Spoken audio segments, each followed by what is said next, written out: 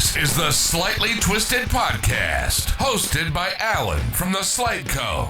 and Luke from Twisted Minds Magic. Hi everyone, and welcome back to the Slightly Twisted Podcast. It's been a minute or two. This is episode 10. A lot of people thought we'd maybe start to hate each other or, give up on the podcast. I've had messages like, oh, have you two fallen out or, what's happening? But just life has happened for both of us, I think, in general. Has. Yeah, it's been a while. So I've been getting the same messages as well. Like, have you stopped doing the podcast? It's like, no, it's just things have got in the way, unfortunately. Yeah. And you've got a big announcement to make. You have, Alan. Yeah, so I'm finally a dad. So, which is amazing. So, little Jude. So, I had a baby boy. Nice. So, and just before that, 2 weeks, we moved house. And then 2 weeks later, he came as well. And we moved the office. And I tried to do a new website all before then. So, it's been an absolute nightmare. But I was gonna say, man, like fucking, it's hard at the best of times running the shops. Yeah. And I can imagine having to do what you've done. I mean, you've like you say, you've completely rebranded, or not rebranded, but you've redone the whole entire website whilst moving house, whilst introducing a child to your life. How have you actually done all that? Like, because when I saw your Instagram post about you've redesigned the website, I was like, now having a child and moving house, you've done that, and you've done your Discord. I can't remember the name of it, but you've done your Discord thing as well. yes, the syndicate. So I launched that as well. So they were all just sort of things that have been sitting like in the background. So I've been designing the website and the Discord in the background for ages and ages. But I was just like, this child's going to come and I'm not going to get the time. So I really need to pull my finger out and get this finished soon. So, and like for people that don't know about websites, they take forever. And I do it myself. So I'm like the worst person because I do something and then I hate it or redo it, hate it. Like, we're always back and forth as well, like sending stuff like, what do you think of this? And like, you just don't know because it's just yourself doing it. Like, yeah, literally. But yeah, I did have major website envy when I went onto yours. I was like, damn, like he's gone all in.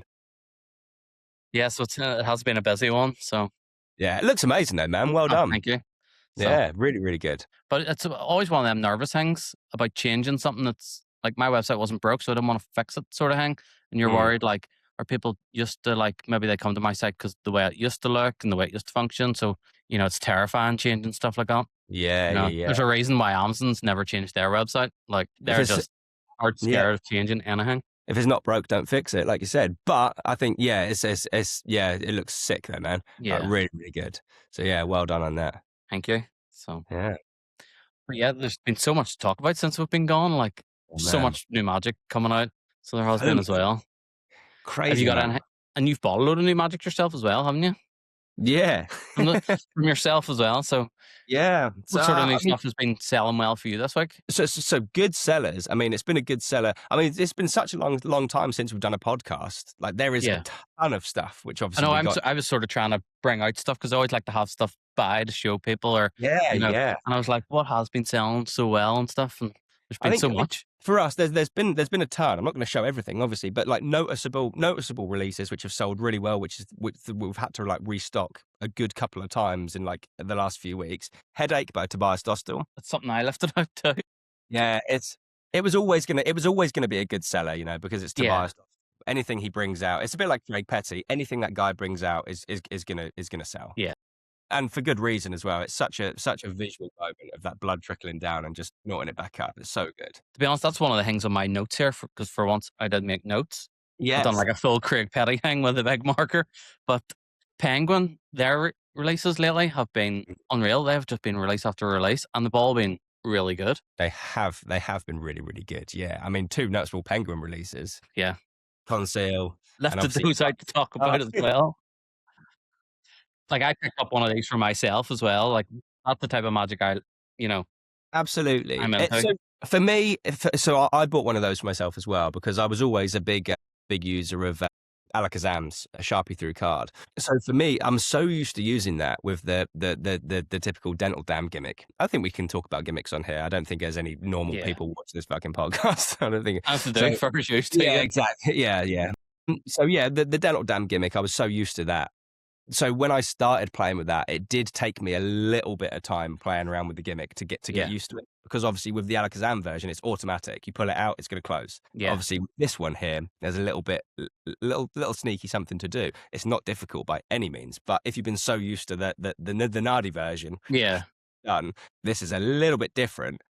But I think I prefer this version. Like nothing against Alakazam's version. It's still a classic, but yeah, I think I prefer this version here. Yeah, because I sort of do my magic in the place where, like, even if I done that and I'm trying to, like, necktie it away, there's going to be someone who's just going to duck their head straight under, you know, to try and catch me, even if it's on top of the deck or, like, wanting to see, you know, so to just be able to flash the other side of the face of the card. And, yeah. Is amazing. And I think you'll get. I mean, I don't even think you need to flash it. I think you'll, with how the gimmick is constructed, I think you'll get away fine with a full display. You know.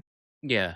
A total full display. The only thing I would say about it is I think if you're in a super, super hyper bright performance area, you might have an issue. You know what I mean? If you've got a glare onto the card. A lot of people, because I actually brought it in, it went out of stock and only had the blue ones left. And people were like, no, I really want the red. And I kept saying, if you're getting gimmicks like this, the blue actually hides it 100 times better.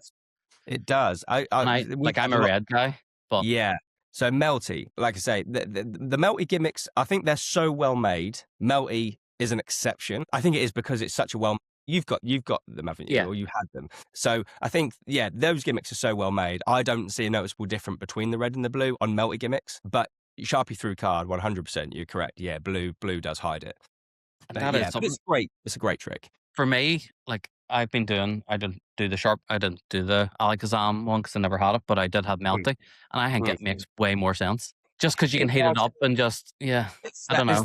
It's that full circle thing, isn't it? I mean, everything makes sense. Sharpie through card, it's never really, it's a great effect and everyone performs it, but it's never, you analyze what you're doing, it's never really made any sense. Why would a Sharpie be melting through a card? With Melty, everything is justified. Yeah. Like even the people are like, oh, has he just burnt a hole in that and he's pushing the lighter through? Yeah, of course. Like, and it's like even the turnover, once again, it does. I don't think it matters about exposed methods on here. Even that you obviously with the double lift, get a card signed and then double lifting. Even that's justified because you're going to heat up the back and then you're going to heat up the front. Yeah, that gives you justification to do your double turnover. So it's like everything with Melty makes perfect sense. Yeah.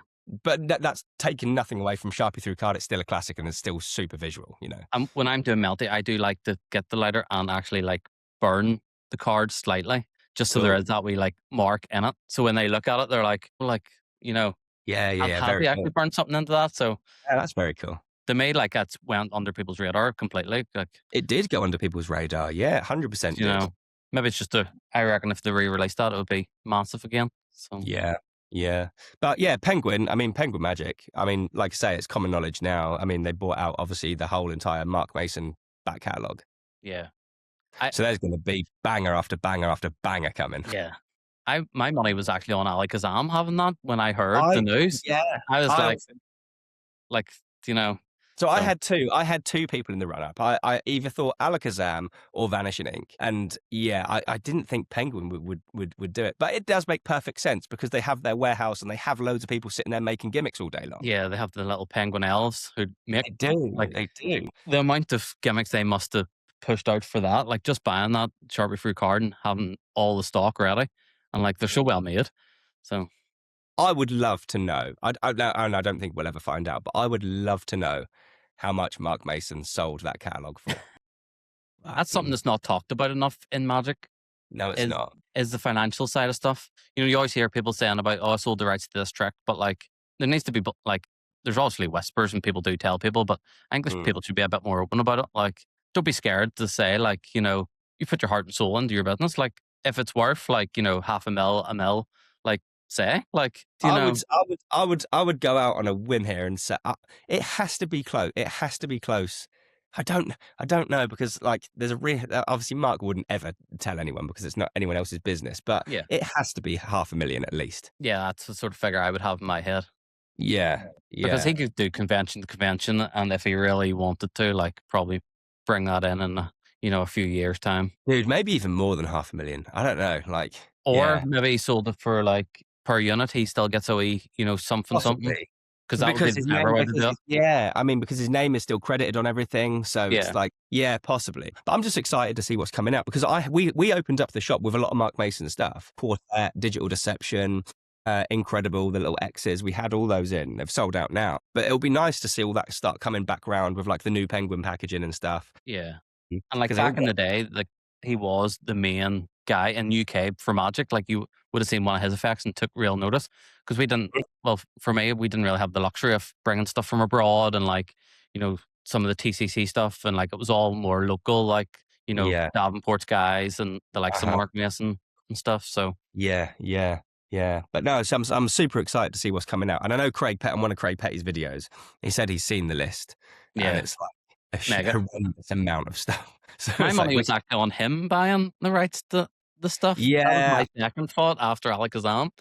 yeah, So I don't know. I mean, I know Craig's very, very open and passionate about saying he would be clinically insane if he ever opened like a online magic store or a magic shop or anything. It's not something he'd ever want to do. But yeah, I mean, never say never. yeah, Like never look say how never. well Lloyd's doing with his. Like Yeah, killing it. you know what I mean.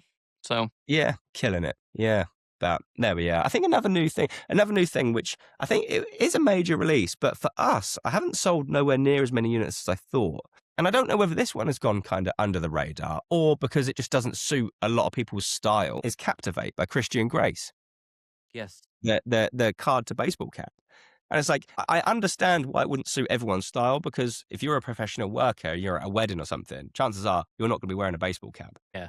So it does kind of limits its audience down to kind of street magicians or bar magicians, pub magicians, as we like to say on this podcast. So maybe that's why it hasn't sold too well, but it's a great trick though. Really. I haven't got one yet, but what I would love to try is because I know the way the gimmick works is to maybe do it with like a clear sandwich bag that has Yeah. like the black along the top, Uh-huh. and then you could like reveal the card that way. That'd be very cool. Like a black-hearted sandwich bag. Yeah. So like I think there Yeah. is other ways that people maybe haven't looked at that gimmick and thought, oh, I can use it for this or Yeah. that. Like it wouldn't have to be caps. I don't think. And then I Like think that's very similar. Very similar to Roddy McGee. Was it Trick Boom release or was it just a Roddy McGee release with the sandwich bag with the 3 stripes across it? And oh flick it? yes, in the card, just yeah. Yeah. It'd be very similar, wouldn't it? But like I said, yeah, it wouldn't be a gimmick. It would be a gimmick sandwich bag. But I'm guessing you could come up with a cool way of removing that black insert, maybe. But yeah, something to look at. That's another company that I am envious of is Trick Boom. Like the range of products they're bringing out lately is unreal. I think Yeah, I know. every time I see something, I'm like, oh, I'd love that myself. So Yeah, you know, yeah. and I it's so think good to see like English companies like that coming up and UK ones. So yeah, because I mean, Magic for a while was sort of going like more overseas and more like Taiwan and China were coming up with the really cool stuff, and now it's we're starting to see a lot of local stuff again, which is really good. we are indeed. Yeah, we are. There's a lot of creative people out there. But yeah, Trick Boom is a good shop. I mean, well, an online store, but yeah, they're releasing some cool shit. Yeah. I am That was close to something. begging them to bring in their stuff so I could I've, sell for I've my asked. shop. I would just love, but I don't know Uh, how many times I can ask them without going, oh, here's this guy again, with 10 customers wanting to sell my stuff. I don't think it's going to happen, man. I don't No. think it will happen. Like, I've reached out as well. I know certain things will go through Murphy's because the last time I did reach out, it was like, yeah, things are going to start Yeah. filtering through Murphy's. So that's Especially cool. like bankable. I would love, have Yeah. you been having much fun with it? Because you bought it for Yeah. yourself, didn't you? I did buy it for myself, yeah, and I'm trying. I do perform it quite a lot to customers who come in here, but equally, I like reach for it, and then certain times it's like, oh no, don't demonstrate it too hard because it's like it's not something I sell. And it's like Yeah. from a business point of view, I don't want Makes to no do. sense. Yeah. Yeah, I don't want to be standing here just performing a load of shit I haven't got. Yeah. Just There's no having sense. everyone else's business card. If you want that one, go Yeah. here. If you want that, go here. Literally. But another new release, which has gone completely under the radar, and it's not a big release. It was never going to be a major release, but I got them in because I always had an issue with this gimmick, and it's the mental post-it pad by Verne. I bought these in. I only bought a few of them in. They've done really, really well. I've had to restock them now, but it's a really, really good gimmick. Like, I think the thing is with like boon writers and bug writers, the trouble of that was it was always loading it on, finding the correct time to load a boon writer or a bug writer on, Yeah. because you're then dirty, and it's like with this, And I hate everything's that so feeling. Like I just, yeah. because you feel guilty, and it's like you can't then act natural, and this takes everything away from that. Everything's self-contained in the post-it pad, and it just looks like a legit post-it pad, and the gimmicks Yeah. are all built in for easy get on, easy load, and easy ditch as well. Really, really good. I haven't picked one up for myself, but I'm probably going to. Because it's just everything's so compacted and stuff, and it just takes away that awkwardness of fishing around in your pocket to get that Yeah. little that writer on and stuff. So Do you have the IR electronic post-it pads? no, we don't have No. them. No. I've got a couple coming in my next order just because I want one for myself. Like, No, they that's look so cool. unreal. Have you seen the is it Peter or Patata? I always say Patata because I just read how it's read, but I think it's Peter, isn't it? Is it? I thought it was patata. Yeah. I thought it was Patata, but I think it's actually Peter. But have you seen their new? It's not even that expensive. Like, I say not expensive. I mean, it is expensive because it's an If you're a electronic. working magician, though, like, Yeah, not it's in their nothing. little like their little key fob thing. Yeah. Fucking so cool. It's like, Yeah, and inexpensive in reality to some things. Like, yeah. you I know, was like, that's really good. And and it was so thin as well. It just doesn't yeah. look like any electronic item out there on the market at the moment because it is so thin. It doesn't look like you could physically have anything inside that key fob. And it's Although got fucking I've just string. been avoiding electronic stuff. I don't know why. Maybe it's just the old school in me. Like, Yeah. it's the Yeah. same as like I got an email about David Penn's, the phone and the dice for it and stuff, digital Mm-hmm. penetration, and I was just like, that's not for me. But so I just skipped those type of things. Like, So I nearly brought it in the dice through the phone thing, and I didn't end up bringing it in. I don't know why, because I think it's a good seller.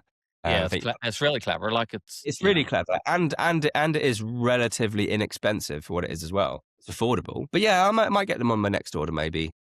But electronic magic, it's like the mental. So Murphy's have now restocked mental die finally as yeah, well. They're all now back in stock, and it's like I do have a mental die. I'm just a single one, with single die, the thumper. And I love it. I do genuinely love it. But once again, it's like, where do I draw the line? It's like, I can't bring everything in. And when I start bringing in like electronic items, it's like an order consisting of like 5 or 6 or 7 of like the best selling electronic items. That literally could be a whole restock for me. yeah. That's your budget for the month type of thing. Like, Yeah, that is one of the things I've said about maybe chatting about is like, when our sales dip, you can't bring in new magic. And if you can't bring in new magic, people aren't hitting your website.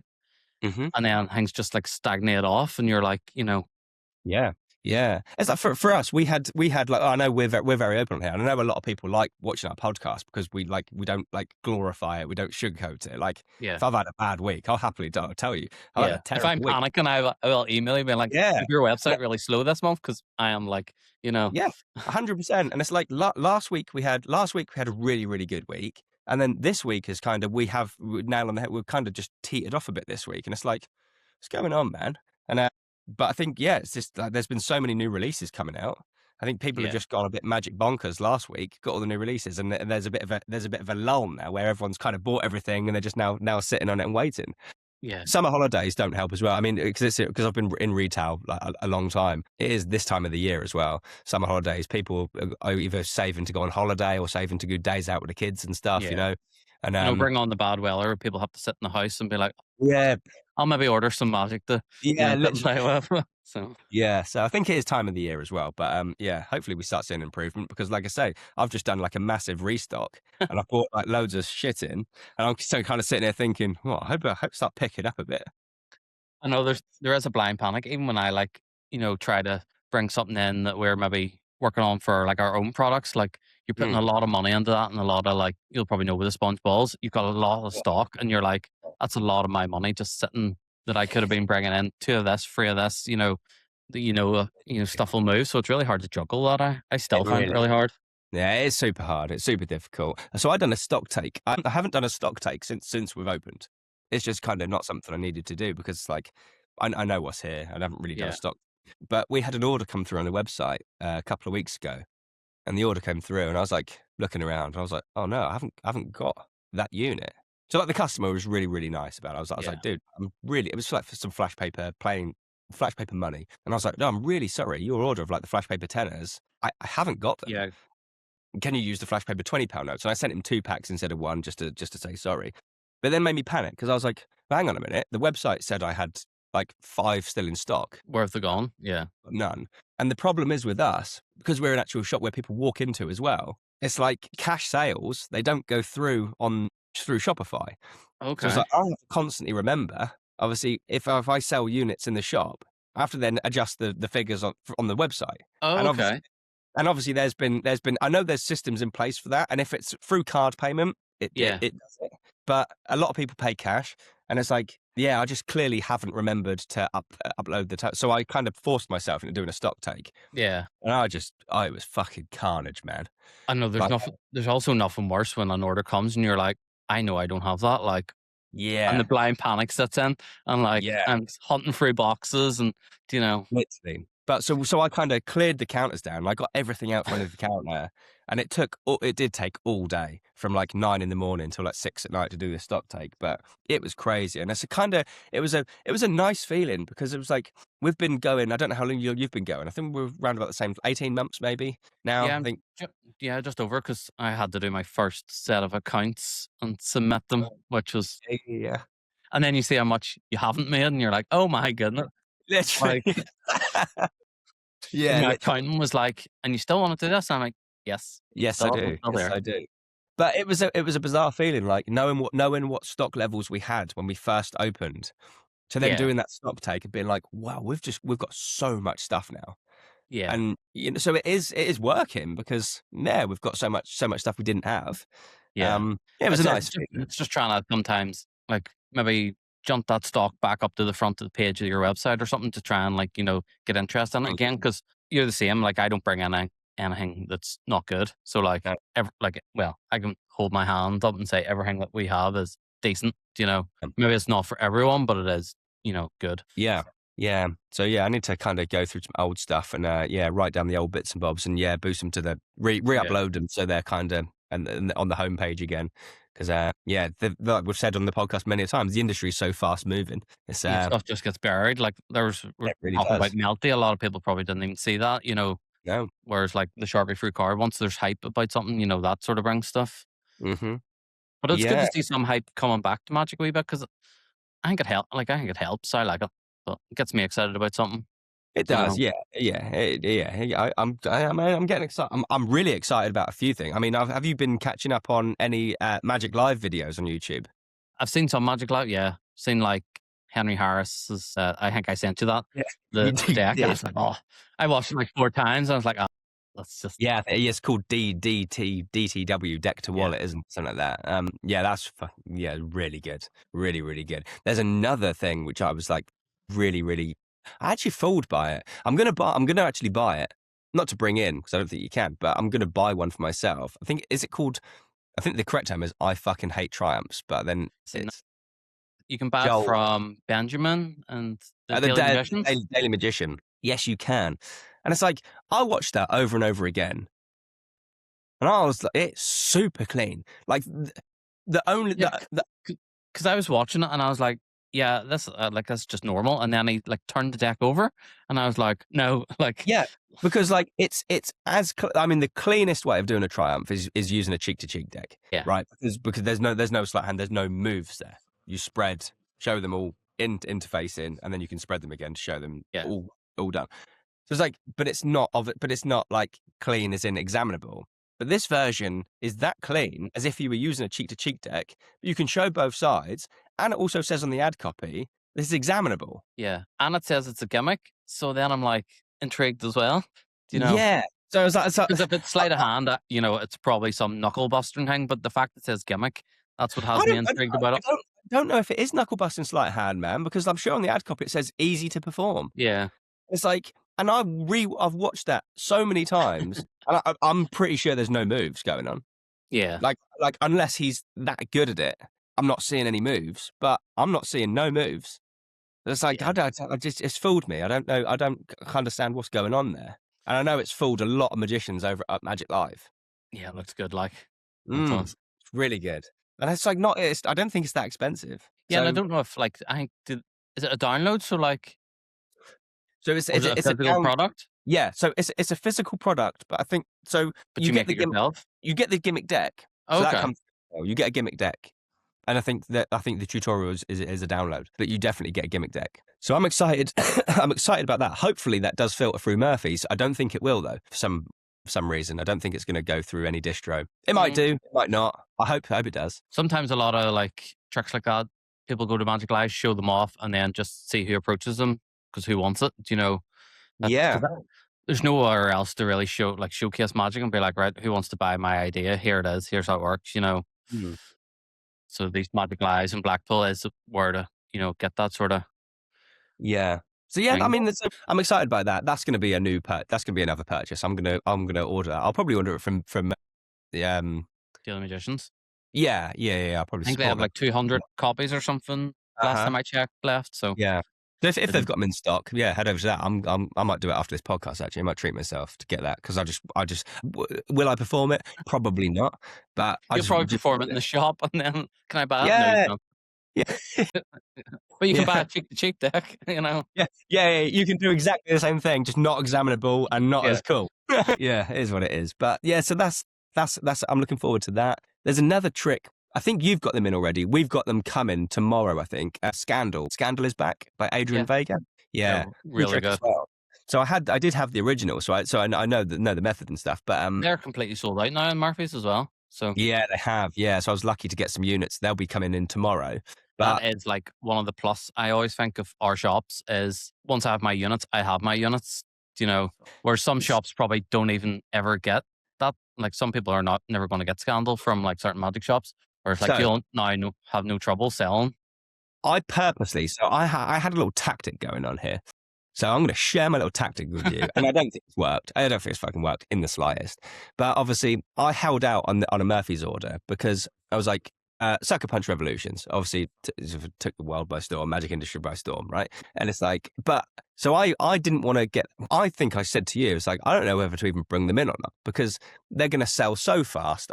If I don't get them in instantly, that boat is sold, right? Everyone's bought them now, But then I was like analysing, I was like, and I was looking at stock levels, not for Sucker Punch, but Scandal as well. And I was looking at stock levels. They were like going down and down and down and down. And I was like, okay, do I purposely hold out here, reserve some units, wait until they've sold out, so everyone's not got them anymore, so they're sold out, and then bring my reserved units in?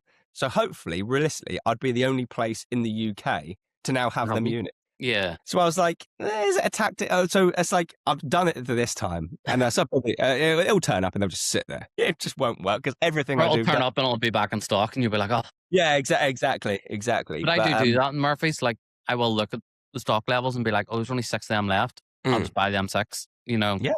Just so I do have them in case someone is looking them. Especially like Prism and stuff. Like, that sold really well for me. The Sponge Ball. It sold really well for me. Oh, I think they're out of stock again. Sponge Ball, you put it in your fist and it's like a triangle and a cube. Oh yeah, very cool. Yeah.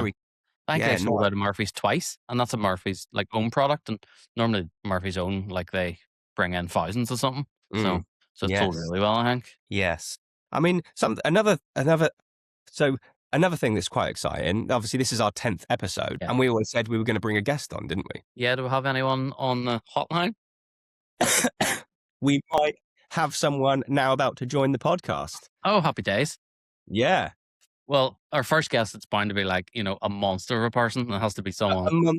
A monster of a person. Yeah. So should we get him on? Yeah, absolutely. Cool. Just another trick that I want to speak about. I don't know if it started to sell for you again, is Falcon Ring. Yeah. I started to sell quite a lot of those. And then there was someone on Instagram was like, oh, someone bought the last one. And I was like, yeah, what's happened to that? Has someone done a review? And someone was like, yeah, there's been a YouTube review. But so I had to bring them back in again. But I don't know whether it's because they released Falcon Ring XL size, didn't they? Yeah. I don't know whether that's then got some attention. And there's a Falcon Ring, what's that? And people have Googled it and then they've seen that there's Falcon Ring Original and then Falcon Ring XL, which might have then boosted sales. But yeah, we've had an influx of Falcon Ring sales as well. I actually haven't bought one for myself, but I keep meaning to, like, because really I also wear a ring. So, like. Yeah, they are really nice. The silicone encapsulated in silicone is decent because the amount of PK rings I've had in the past where I've shattered them, they've just cracked and stuff and just fell off. So yeah, the being encapsulated in silicone is a lot safer and they look a lot cooler as well. Yeah, and like the noise dampening. Like you can do a lot of Yeah, vanishes with a Falcon ring that you couldn't do with a PK ring. Like, can. so Are they as powerful as a traditional neodymium magnet? I don't know if they are, but yeah, like I say, I think the silence of the coin against it is there's no noise there, which is yeah. great. And I see Something I've Craig. been partnering up with it actually is Impulsive Pods Yeah. and the Falcon ring because Huh? they just work hand in hand perfectly Yeah, together. So very, like a very good. disappearing Huh? AirPod, I would love to maybe build myself a little AirPod routine because there's I some think you great should. I think AirPod we spoke stuff. about it on the last podcast, like which feels like about 2 years ago now. I think we spoke about it, didn't we? I think you could use like Reverb by Ian Bailey. Exactly. Yeah. Reverb, then with Pods Impossible, and then with like Craig Petty's stretch thing with the stretching AirPod. I Yeah. think it's an absolute corker of a routine. I do want to, it is something that's on my radar to do for my website. Be like, here is like a mini routine builder. Like, Very this cool. goes with this goes with this, like type of thing. But I just That's haven't, such a good it's in idea. my head. I don't know how to put it onto the website as such. Yeah, Yeah. yeah. Now that's a lovely idea. That Because really I know nice. like you buy something that says people also bought this, but I would like, Mm. here's a routine, you know, Yeah, sometimes, very, very cool. especially if you're starting out, you know, it is handy to Mm. know how to, pair stuff up together. Yeah, yeah, So yeah, yeah. Creating a little set. Yeah, that'd be very, very cool. Really good. Have you seen Warped and Split by Nicholas Lawrence? warped and split. Oh, Mm, yes. I have brought that's those it. in actually. Yeah, so we've bought them. They should be here tomorrow. Yeah, I'm probably going to pick one of those up for myself as well because it's a lovely. It's just like eye candy magic, isn't it? Yeah. It's And something you which know, if just it's Nicholas and Lawrence, it's going to be clever and, it's going to be it's going to be such a well made gimmick. yeah. So yeah, I'm looking forward to getting those in. Like I say, I'm going to probably pick one up and maybe film like a little Instagram video with it because it is just eye candy. Yeah. Yeah, it's lovely, really, really nice. And there's so much good like Instagram magic about as well for people if they are into that. Like, you know what I mean? Yeah, yeah. I mean, yeah, Sucker Punch Revolutions has got the floating chip, hasn't it? Yeah. And it, like, I would say it is 90% for social media, like camera. Yeah, of You course. Yeah, couldn't, you're not getting away with that in real world. no. Yeah, it It's a looks really great. nice set, actually. I think, like, I'll bring it in for beginners. I can't Mm. see many pros going about. Maybe that's controversial, but I can't see too many pros bringing those out, Yeah, you know? yeah. But then you say that. I think I might be completely wrong. But did Eric Jones? It is Eric Jones, isn't it? The coin guy, Mhm. Eric Jones. Is it, Pretty he sure he used done. the first set, did he have? I'm pretty sure he used it on AGT. Okay. With the bit of glass, and he done the chip through glass. That was might not have been, but I'm pretty. That looked like Sucker Punch chips he was using. So I Yeah. don't know. I have brought actually normal sucker punch. It's in my order too, Uh-huh. like to bring back in as well. 'Cause Yeah, I just yeah, love, yeah, yeah. But if yeah. someone's getting into magic, I think that's such a great set because it's not beginner, but it's like, you know, you can It's, go in. I'm toying with the do I keep one for myself? It's like because coin magic is never something I really got into. Yeah, I mean, the coin magic the only coin magic I kind of had when I was performing was Double Deception set by Mark Mason, which I used to love. And I'd done a couple of things with a shell, but that was about it. So if I know I'd learn stuff if I bought it, and you know what I mean, I yeah. know it's beneficial for me if I bought it because I know so little about coin slides. So I might pick one up maybe. And a lot of stuff is you probably already know doing sponge balls, like a lot of the Course, vanishes yeah. and like, Yeah, yeah, yeah, yeah, but it would be nice to have that full kind of training program, you know, yeah, to follow along with and come up with some routine. Because I did watch a bit. I did watch a bit of the instructional video yeah. last night actually, and there was some really nice routines on there. So yeah, and it kind of when I was watching it, I was like, God, I really wish I had like the chips to follow along with because it's like that is toy magic, isn't it? Yeah, I think we touched on that before, like that plastic, like, Yeah, you like play with yourself type of, it's that's where I just did the fun, second one, like, fun to learn. yeah, So yeah, there's some really really nice routines with the Slippery Sam chip shell as well. So I was like, yeah. wish I had that in my hand now while I'm following along, and I don't have them. So And I yeah, think it is a good, like, before you spend the money to buy a slippery Sam from the likes of Mm. Mark Mason or something, that Yeah, is the set to get to be like, oh, I love doing that, like move or, you know, I- to yeah. practice. I think it will enhance sales from people who specialize in coin gaffs.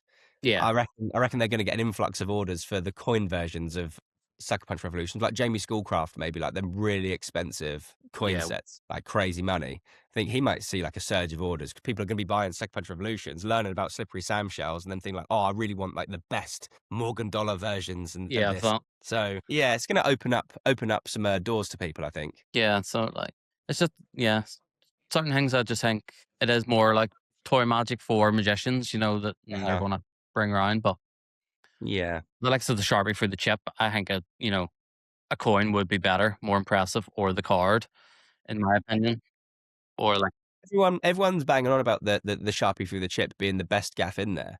yeah. I have to like respectively disagree. I don't. I think it's very obvious with the design because it's got like the Black Murphy's logo with like the dotted round. Yeah, I just. Yeah, I'm not a fan of that one, but everything else looks really, really cool. Yeah. No, I do think like if someone came in to Magic and was like, oh, I want some like decent sets, like the price point on it's so good. Oh, you can't go wrong. Like I will be bringing them in for Christmas because like, parents are going to buy their kids that set for Christmas, like if they're into Magic. It's like another thing as well. It's like the price point is so low, and I know from experience and from you, getting things manufactured in China, I don't quite understand how they're making any money on that. I know, it is. Like, because we I don't know, like in the box, like with the packaging and stuff. Yeah, it's like, how are they doing it that low? I mean, obviously they've ordered some serious fucking units of it. Yeah. But yeah, it is still good to see Magic that is accessible and stuff, which I think is really important as well. So yeah. I think it'll do really well. Yeah, I think it'll do well. And Murphy's do have like a good line now of like stuff for beginners and a bit more like cost effective. They do. There's one thing which I think you brought them in. I haven't because I've still got some of the originals sitting around, so I'm not going to bring them in. They're kind of re-releasing things that they've only just released. So Haunted Key, they obviously released Haunted Key. Yeah, so that's the original Haunted Key, and then suddenly they've got that one. Yeah, different. Yeah, it's the same gimmick, just different looking key. So it is a different looking key. Yeah, it is a different key.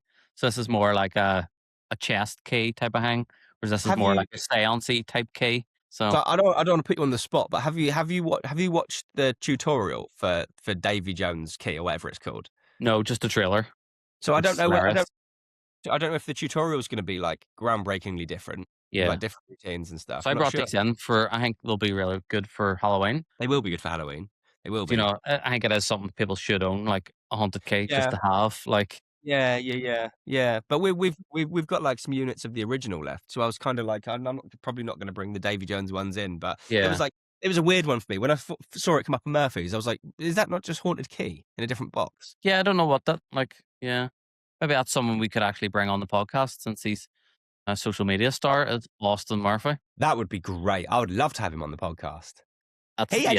You know what? He seems like a really cool person as well. Yeah, he's messaged me a couple of times, like if I put something on or like tagged. Yeah. He's really down there, unless it's his PR team, marketing team, and I'm not even speaking to them.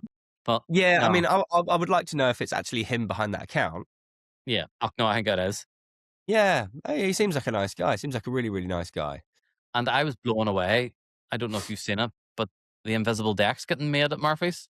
Yeah, so I took note. I loved that video. Well, I took note from that video because I make the double blank Mirage Popper. Yeah. So I took note from that and I was like, "Ooh, I've got an idea there to speed up." Hey, here he is. Seamless. I'm a consummate professional. Had to go down the pub. Happy days. What better place to film? That's working. Oh, no, it's fine. Yeah. Okay, brilliant. I suppose I should give you like an introduction. Not that you'll need one. I'll try and give my best, like Craig Petty, build up intro for you. So, well, you don't have to. You can struggle. I can't do it for myself.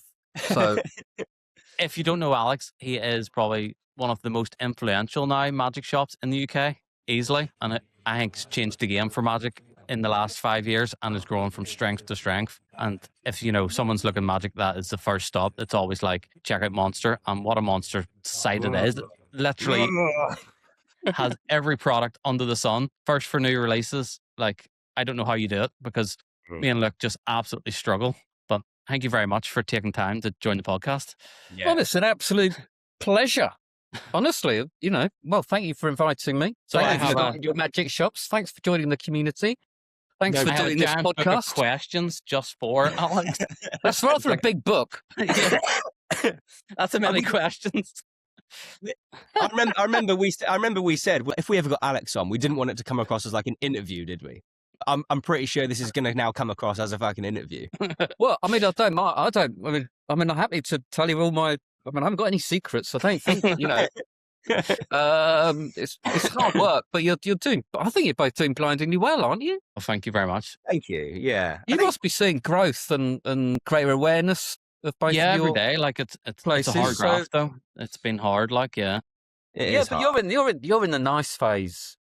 yeah, we're in the honeymoon phase of like. Yeah, you are. You've just gone from sort of, I don't know when I started, I don't know, but I mean, I was sort of very ignorant, really, pretty much anything, despite having worked at Prop Dog. I'm still absolutely awful with the finances. Still got, God knows what that's all about. And you just sort of live and learn, and then you start getting a little bit better, and it gets very exciting. And I think you're the best bit. Honestly, it's downhill for both of you. But I think We were I think- actually.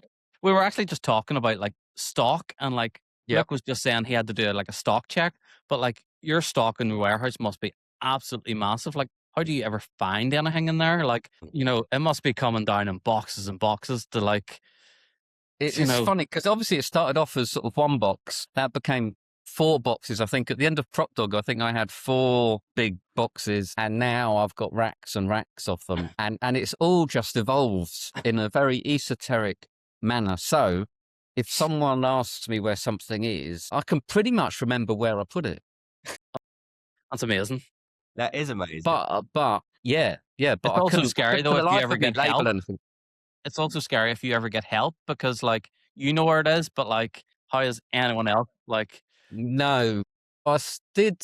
That's when no one can help me. It is just literally me. I have labelled. So I've got penguin boxes, CC boxes, Intilism. Now I've split Yeah. those up. But then there's the whole overflow thing of when you get something and you go, why have they put it in such a big box? It's not going to fit in absolutely anything. That's going to have to go up there in the corner. So unless someone knows I've put it up there in the corner, they're never going to find that. And so, so no one can help me. I mean, I live in fear of, tripping off the boat and hurting myself and not being able to go to work because I couldn't possibly. Yeah. I think that's where all 3 of us are very similar because like we're all one-man shops, aren't we? It's like there's no help. But one question I do have for you, Alex, when you first transition, and this is always kind of in the back of my mind, when you first transitioned from Prop Dog into Monster Magic, are you literally doing everything off the boat? No. Okay, so I just had visions of you sat there in your boat, surrounded by just gear. No. everywhere. I mean, I would have done. I would have done if I could. The boat's not big enough. Yeah. So I mean, that's no. If I had one, even like a 9-liter, one of those little 9-liter really useful boxes that I sometimes bring back. I sort of put boxes in just to sort of go like, I'll organise that or I'll label that or whatever. That's like in the way. Yeah. A few more and years it's- and it'll and be a it's super really yacht anyway. So Super yacht. It'll be a super yacht in a few more years, so it's nothing to worry about. I think where you said Alex, you're terrible with finances. Like, I don't know where the money goes. Just Where does it go? I mean, I don't think. I mean, mine goes into stock, and I'm really bad at that. I just keep buying and buying and buying. Like, well, you have to. I mean, your percentage growth must be, massive compared to, if mine certainly was on the outset. Suddenly, when you start placing orders that, used to be £500, then they go up to £1,000. And then I got my first £1,000 order. I got someone else to press the button. I was like, I can't do it. And that is the thing for our shops. It is like we have the stock. It's not like you can send it back if it doesn't sell. Like that is in your warehouse. Like, and I have that fear, like, of just having like, 500 Mr. Dongs behind me and being like, who is going to buy these? Like, well, we are probably the only shops that need this sort of blind faith in our own luck that we are going to sell what we buy in because other shops. So that's where our money goes. Because I know if I buy in, for the buy an 8 Mr. given the fact that you only get a 40% margin from Murphy's anyway, then you've got customs and shipping. Mm-hmm. I haven't made a profit until I've sold 6 of them. Yeah. It is true. And then when I've sold 6 of them, I'm thinking, well, I've only got 2. I better buy another 4 in.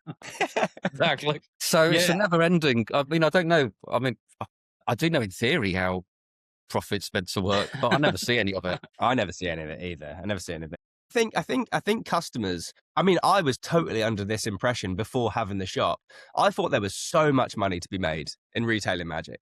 Like, I thought the profit margins were up here. I almost had it into my head that magic shops were ripping people off with the prices of things until now. It's like, wow, their profit margins are so fucking low. Until you buy a padded envelope and we're like, oh my goodness.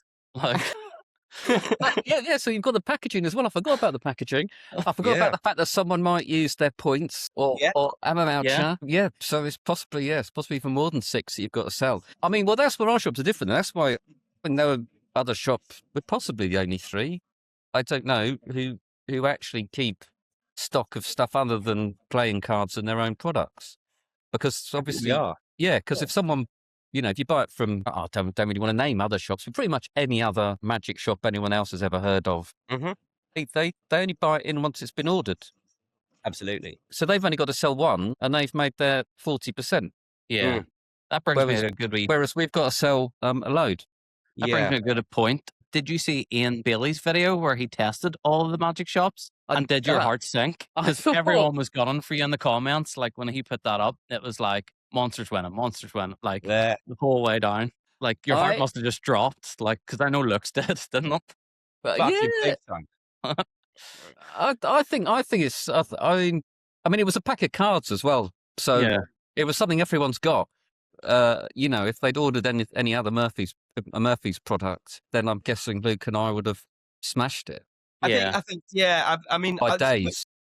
But also, I think people have their favourite magic shops, and I'm not necessarily sure where that loyalty necessarily lies, or even if they are that loyal. I mean, I'd love to think that they are. I do know some people are definitely loyal to me. Yeah.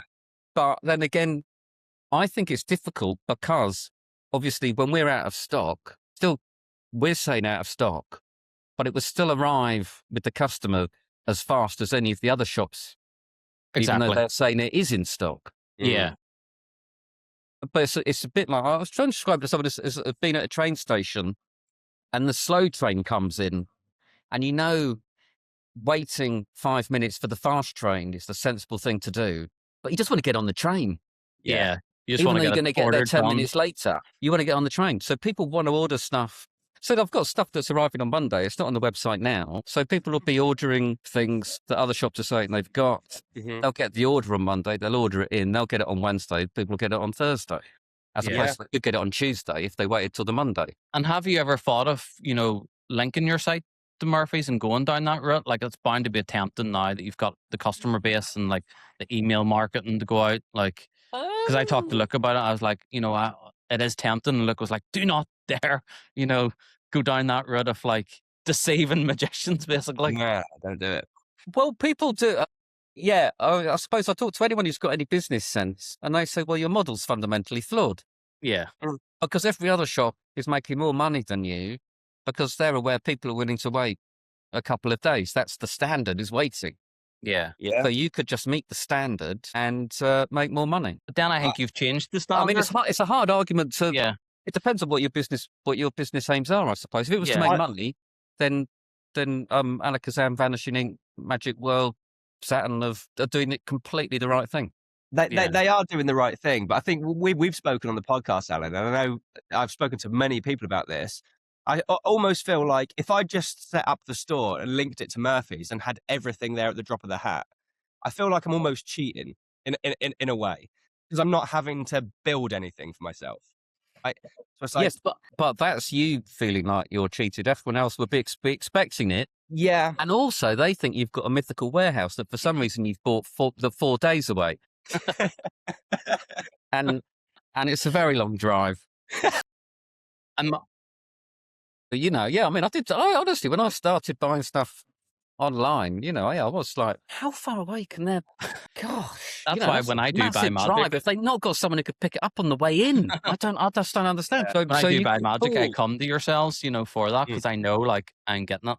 It's there, there's no waiting about.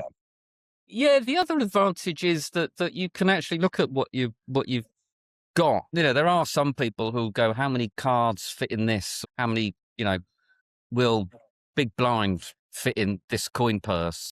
Yeah. Which, if you haven't got it, you go, I've got no idea, mate. Take a punt. Mhm. Yeah. So it's quite nice to be able to do that.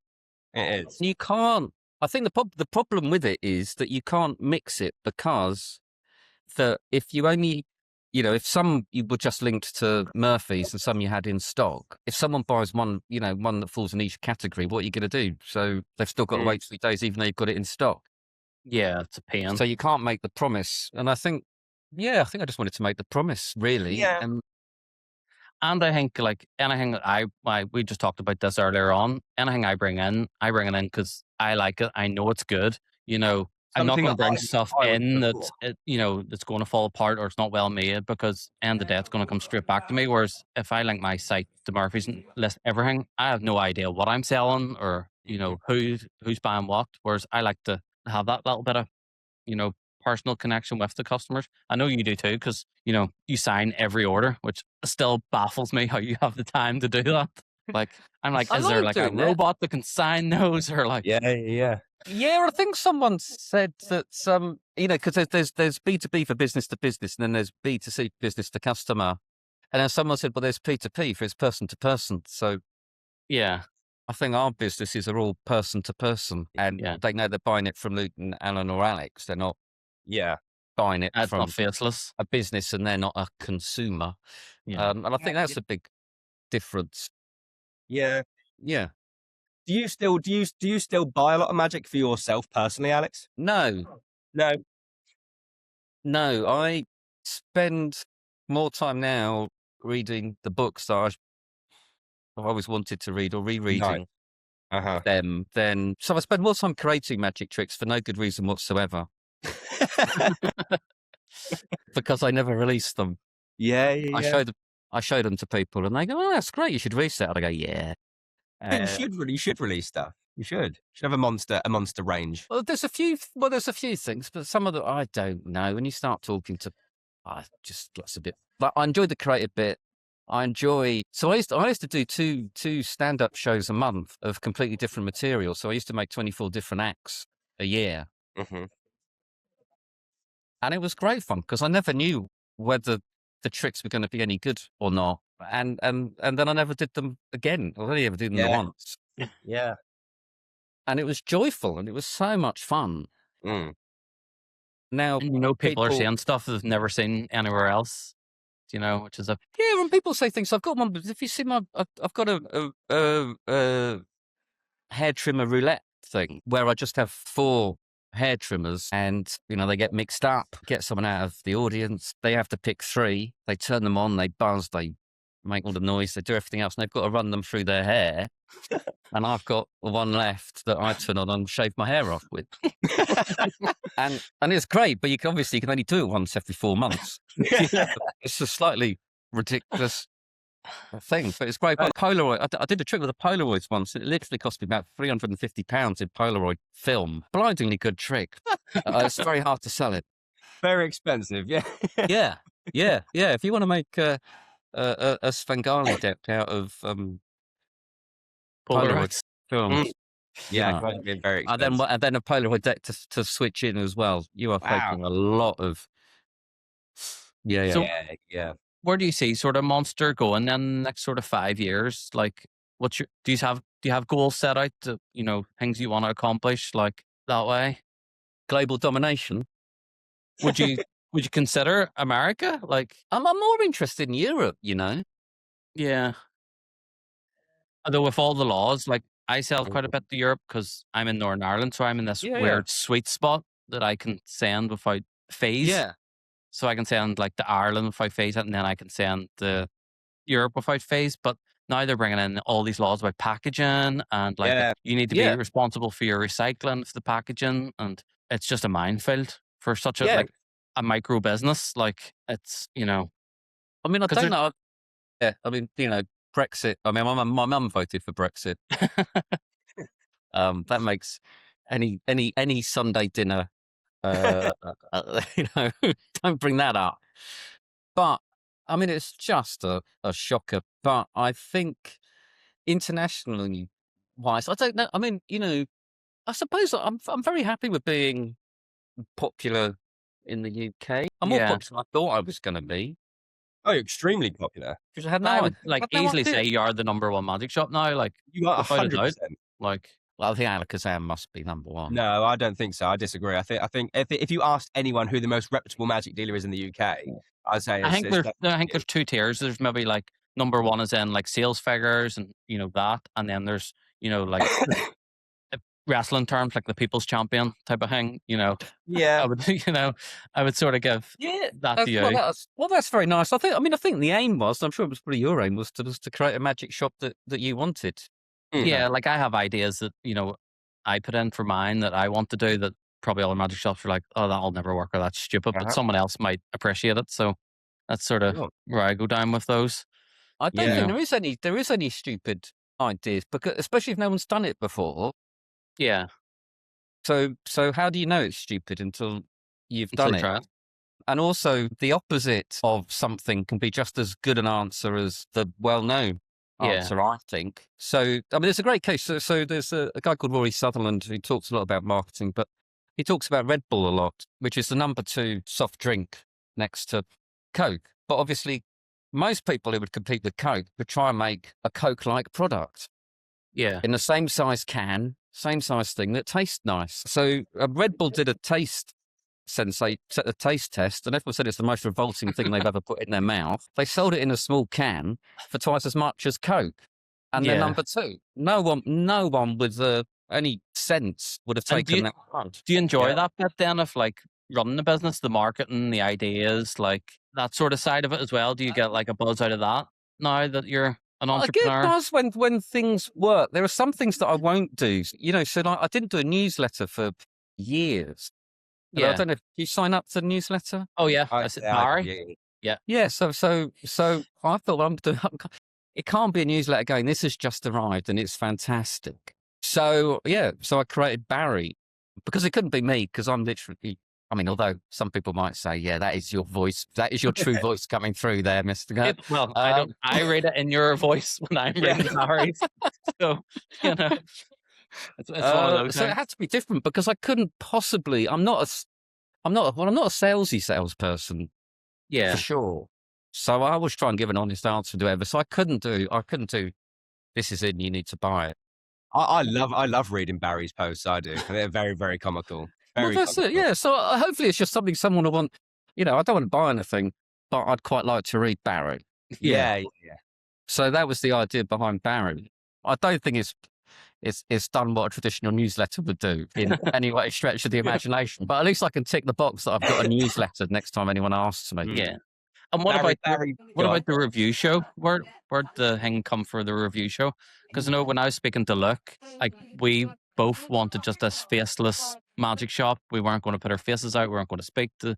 And then very quickly we realized, this is more about like that, and it's more about community and like connecting with people. And like I'm sure you're the same without the review show. You mightn't have that same connection with customers and going through the comments and stuff like that. Yeah, I think we're probably personal brands, aren't we? I think people want to see our faces and see what we're like and see what we think. And I think it's funny. I'm pretty certain that there was a phase where we, 10 years ago, we would probably all be trying to pretend to be multinational conglomerate of some description and would start saying, we do this, the team has.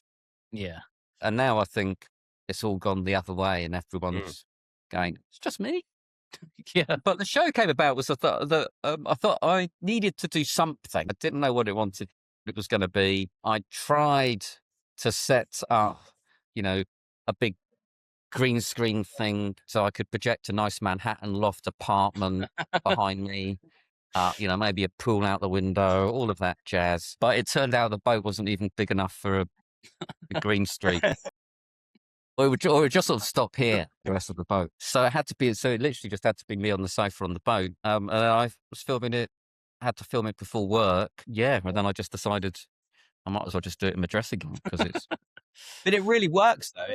That concept really does work because it's like every Saturday morning, it's like a quick little insight into your life in the boat. It feels very, very personal that way. I know, because I look at the kitchen and see the little bits out, and like I'm very nosy. It's like, what is it? Is he making something there? Or like, I love all the little like, nuances of that. I'm so nosy.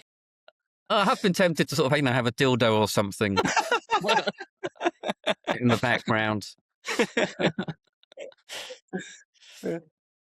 Yeah, no. So it's partly necessity, and partly I think it's who I am, I suppose. Ultimately, I mean, there's no point in pretending that Monster is anything else other than what it is, which is me running a magic shop. Trying people really connect with and seem to love. So they do. Yeah, I'm thankful. I'm very grateful. But yeah. But you guys do the same thing, so it's not like one thing I mean, not to the same scale as you, Alex, though, and not to the same scale as you at the moment. You don't want to. I mean, I don't know. I don't think the scale makes any. I'm making no more money the bigger I get at all. True. Just have slightly more panic.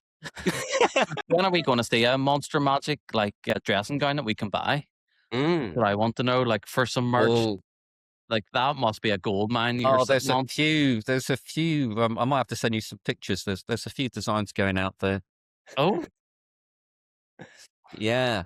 I can see Blackpool. Everyone just wearing dressing gowns. Well, you've got various tiers as to whether or not you want to be, a god, pope, smoking gown. Smoking gown. Yeah. Don't think. I mean, it's shameful, but yeah, I do wake up in the middle of the night and start creating images of absolute nonsense, and then wake up in the morning. Oh, what was I thinking? Just something you touched on, Alan, when you said the word Blackpool. So I know, Alex, you didn't do Blackpool last year. What was there? Was there a business reason as to why? Was it because it was 4 days? The 4 days didn't help. In fact, could 4 days be the only reason? Yes. So I didn't want to have Monster shut online for that length of time. Plus, so what used to happen was, obviously, you'd go up the night before, set up, do Blackpool. I'd get back late on the Sunday, and I'd immediately start packing up the orders. Yeah. Because I've got to get them out on Monday. Yeah. So you'd have 3 or 4 days worth of orders that you had to do over Sunday night and Monday. Oh, yeah. And I thought, well, if there's an extra day, I can't do that. Yeah. And I suppose I could have said just order won't be shipped until Tuesday. I don't know. It just felt like not worth it in the end. Yeah, I guess. But it's a shame because I don't get the whole sort of face-to-face meeting people and, it's great to meet customers and give them a hug and whatever. But I do say I'm that. not Ted Baker. I don't even give him a hug in a funny way. I do say that. The look, I'm so jealous that he has a physical magic shop that you can walk into. Is that something Monster's ever going to look into? Like, just to have that face-to-face? I mean, you've done it probably with Prop Dog before, but you're bound to miss some stuff of that, like seeing people come in. Yeah, I've looked at so many shops, and it's a brilliant place just down the road, but it's too much money. Yeah. Or I could possibly afford the lease, but the business rates would kill me. Yeah. So, I mean, it's just finding that spot. And obviously, because I need to be near a post office and things like that. Yeah, I just haven't found the right spot. So do you still go to the post office, like yourself physically? Yeah. So you don't have a collection come? Like, if I didn't go to the post office, I'd have no one to talk to. Very lonely I'm sure man. The post lady must hate you because she rolls her eyes at me when I go in. Although we have a really good relationship now, but like it's just like, oh, here he goes again. Like, yeah, but it's funny because they've seen it grow, so they've seen the little carrier bag. I feel so uncomfortable at the post office because I can hear people like tutting and puffing behind me. I've been there like 5-10 minutes. And especially if we've got international orders where they're having to do customs forms as well. Really pisses people off. You should get a T-shirt with "I'm going to be ages." Yeah, yeah, that's a good Go and idea. get a drink, mate. I'm going to be hours. Although you used to just tell lies at the post office and say that you weren't sending magic tricks, isn't that right? I did. Yeah. Yeah, I was getting embarrassed. I was in, for some weird reason, when we first started, when they would ask like what's inside the parcels, I went through a stage of, I didn't want to say magic tricks. I thought it was fucking weird, and I wanted to like avoid any questions being asked. So I used to say novelty items, and that turned out That to be sounds so iffy. I mean, I've got some questions over your novelty items. Well, she did. In a brown envelope. Yeah, she was like, do these novelty items contain batteries? And I was like, oh, fuck, no. And then I started saying it was magic tricks and stuff, which then, it started like, the questions that I got. It was like, fucking madness. But now they know, obviously. But it's just, I will just go back to one thing we said about Blackpool. So you didn't do Blackpool last year. Did you do Blackpool for 1 year, or did you do it for a couple of years? 3 years, I think I did Blackpool. 3 years. Are you going to go back? Are you going to go back to Blackpool? Or is that you done with it? I'm certainly not done with it. If I could figure out a way of doing it, then I'd love to. I mean, the highlight for me is, I'll tell you what, I mean, it sounds really sad, doesn't it? But Aaron from Henry Harris came to see me, and, we had a selfie together, and Assen Chen, and people, I met them, and the guys from TCC are absolutely great. Yeah. And obviously, Blackpool's the only time I'm ever going to see them, as opposed to another convention in the UK. So I really miss seeing them. Yeah. And it's really funny because if you do meet any of them, they don't have the rounds thing that we have. So if you tell them that, if you get Henry at the bar, you got to buy the rounds.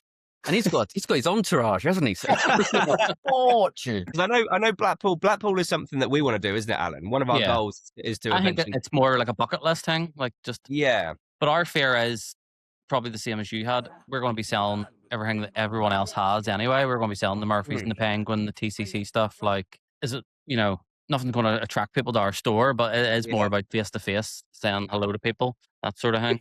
So. You've got your own. You've both got your own little things, haven't you? We like to dabble, yeah. We have. Yeah, I think it was Paul Martin who came in. I think I told you, Paul Martin came in the shop, and we were talking about Blackpool, and I was like, I just don't want to do it because I don't want to be selling the typical Penguin releases and Murphy's releases that everyone else is going to be selling. Why would I want to do that? And I was just like, I don't think I've got a big enough range. And he was like, well, yeah, but you've got this, that. That's enough. Like 3 things. He said, people go down there with 1 item. Yeah. True. And I was like, yeah, it is true. That is very true. I mean, the one item is the answer for Blackpool. You want to be like the Spade. Yeah. He just had the queue of people waiting for that new card trick, doesn't he? Just and then Mark Mason was he'd have a wheelie that was full. All his stuff is like wafer thin. Yeah, like £1,000 worth of gear. Yeah, that's it. Yeah, all of that. Just wheel it in, stick it on the table. Yeah. Just wheel yourself home. Yeah. So no, I felt like a complete mug with tables full of stuff. And you actually had a sofa you were carrying around as well. Remember? Yeah, so took the sofa. Yeah, so I had to do because I was aware that I was going to be on a Saturday, needed to do the Saturday show. So, I don't know. I thought I had to, for some reason, I thought it had to be the same as the Saturday show, and I needed to carry a sofa around Blackpool. And the best bit about that is you could stick it anywhere, and once you've got someone sitting down, it doesn't matter who they are; they're stuck sitting down. Yeah. So, and also, but a lot of dealers are quite pleased to be sitting down. So, that worked out much better than I ever envisaged. I mean, the first year actually we had to do it twice because the first time there was no sound, so that wasn't. Oh no, as much fun. Oh dear.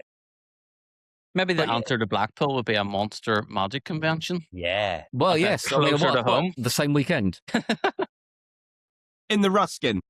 In the Ruskin, yeah. Because your list of magicians that must order from you, it must baffle you when you see some of the names. Because I know I get embarrassed sometimes when the names come through. I'm like, oh my goodness, why is he ordering from me? Like, it's sometimes you're like, how does he even know who I am? Like, it is really nice to see some of the names. I'm sure you get some amazing names coming through. It is, yeah. I mean, yeah, I'm sure every shop does, and it is really, really nice. But we've got we are so lucky because it is quite a small community. Yeah. So, you can, well, I've told you, so I used to go to the International Magic Convention a lot, and I used to go in International Magic shamelessly about twice a week. So I knew Martin and, Jerry and everyone else. But then eventually, come and sit with us. And I didn't even know at the time, but, I used to think I was the world's worst magician because I'd have to Leonard Green show me stuff. And then you'd be like, what do you do? And I'd be like, well, I don't know. Coin from behind an ear. Yeah. Shocking. What can you do? So, but everyone knows they're normal people. It's not like, no one's really Tom Cruise or that famous or a celebrity. Yeah, it is one of them weird things because if you're into football, the chance of you meeting your hero in football is very little. But like in Magic, you can sit down and have a drink with your absolute hero of Magic, and it baffles me still. Even our local Magic clubs bringing over these to me monster names. I'm like, why would they even want to come over and converse? I don't think there's another industry like it, to be honest. I had it in cycling. I was very lucky in cycling. I used to be a cyclist, and I can remember turning up to a track race at Herne Hill, and the GB Olympic team had just come back from Beijing, and they were using that as a warm down.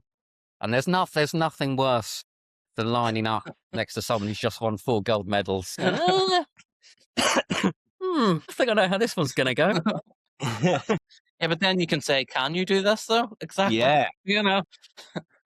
But again, they were lovely. I think all of these small things, apart from, I think other than film stars and probably footballers, I think most famous people are really only famous within their industries. Yeah. Group. I'm pretty sure, David Williamson can happily walk down the road, to the Ruskin, but once he's in the Ruskin, he's mobbed. Yeah. It's a weird concept, isn't it? Who we class as like magic celebrity. I had it in the shop a couple of weeks ago when I filmed their interview with Craig Petty. It was like before that I was really nervous, and I was just saying to a normal customer who comes in the vape shop, I was like, oh, I'm a bit nervous. I've got this interview tonight with a guy called Craig Petty, and they were like, who the fuck's that? And, and it kind of did resonate. I was like, oh yeah, just a magician, like just a normal guy within this very small, tiny little industry. Well, we were getting the exact same before this interview. That's what we were just saying. We were. It's like, oh fuck, Alex is coming on. What do we ask him? I am formidable. I am so scary. Intimidating. It's such a nice friendly community. On the whole, I think. Yeah. I don't think I've met as one. Okay. You must get some, because I know I face it too, hard customers though as well. Like, how do you deal with because you must get a lot of returns as well. Like, what do you do? All these open boxes and people saying, "Oh, I can't do that trick." I don't bother getting them to return them. You just let them keep them. Yeah. Wow. I mean, so what's I just thought it. How do you put it? You don't know who the customer is really, and I can read. Yeah. I can read.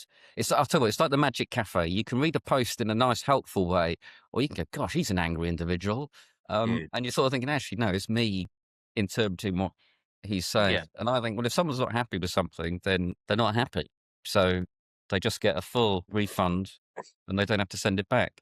And I just do that as soon as possible, and then I don't have to worry about it or think about it anymore, or get wound up. That is a good way of doing it. I mean, of course, I panic for days about it. He's going to leave a review. He's going to say this. He's going to say like, this item broke, or I'm like, same. panic. It's like dealing with bad reviews is a hard one for me. We had one a couple of days ago. Someone had bought. What had they bought? I've forgotten what they bought. They bought a gift. Oh, they bought tongue tied with the balloon. Yeah. They bought tongue tied, and they left a bad review on the product, which is fine. Like that's cool. Like, it's not for everybody. But then left a separate bad review for the shop in general, saying be cautious of ordering from this company.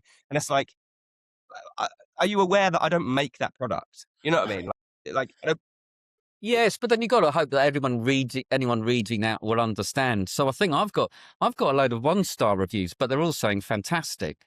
There's nothing worse than that for me. Please change that. Well, for me, I think, I'm more interested in, if I go and looking for something to buy, I'm more interested in the 1-star. Because the 5 stars, they can say it's great. What's wrong with it? That's what I want to know. Yeah. So I'll click the 1-star. I'll read the 1-star reviews, and if the 1-star reviews are saying it's an amazing product, you go, oh well, that's fine then.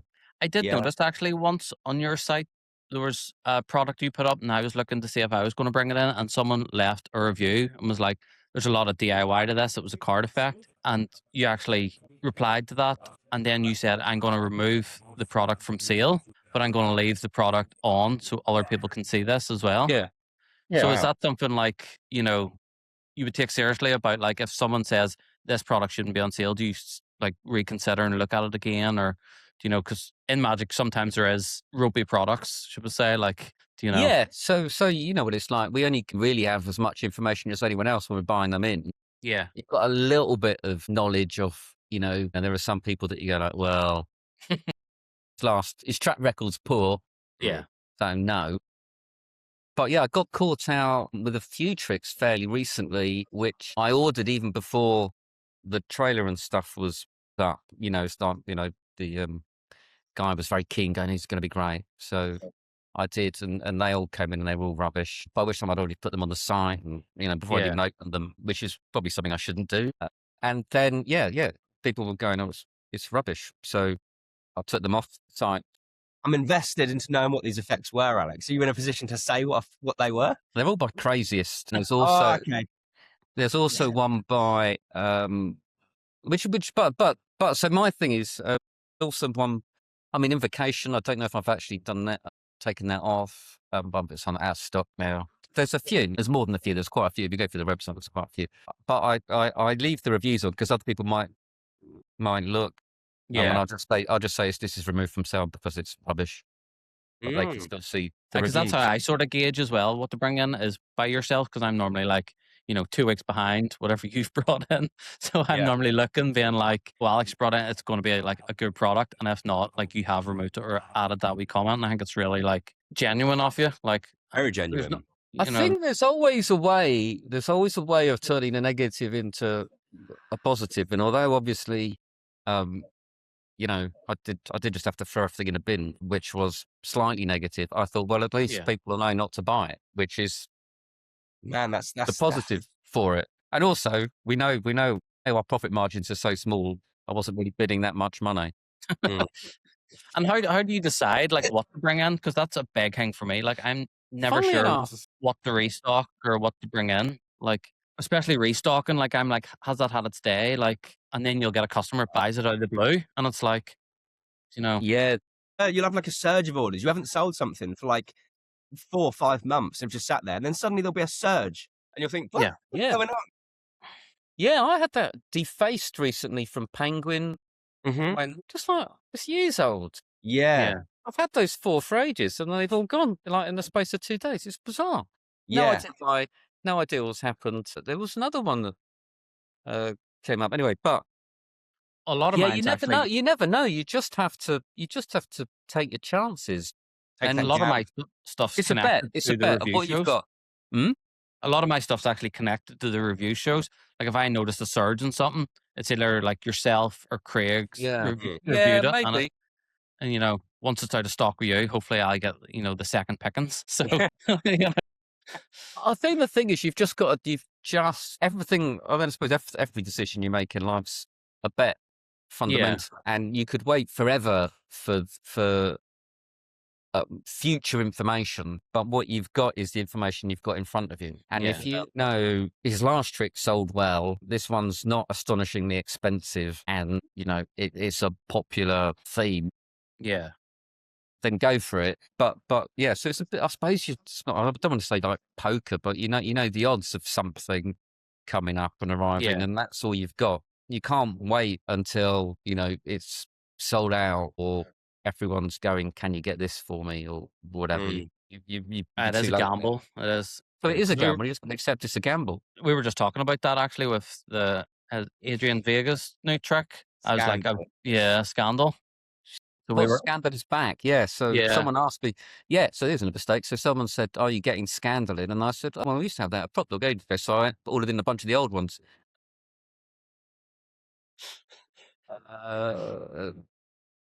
So yeah, what do you do? That's because Luke had sneakily ordered the last units of them anyway. Did. Yeah. Ordered those, waited for everyone to sell out, and then I'm going to list mine.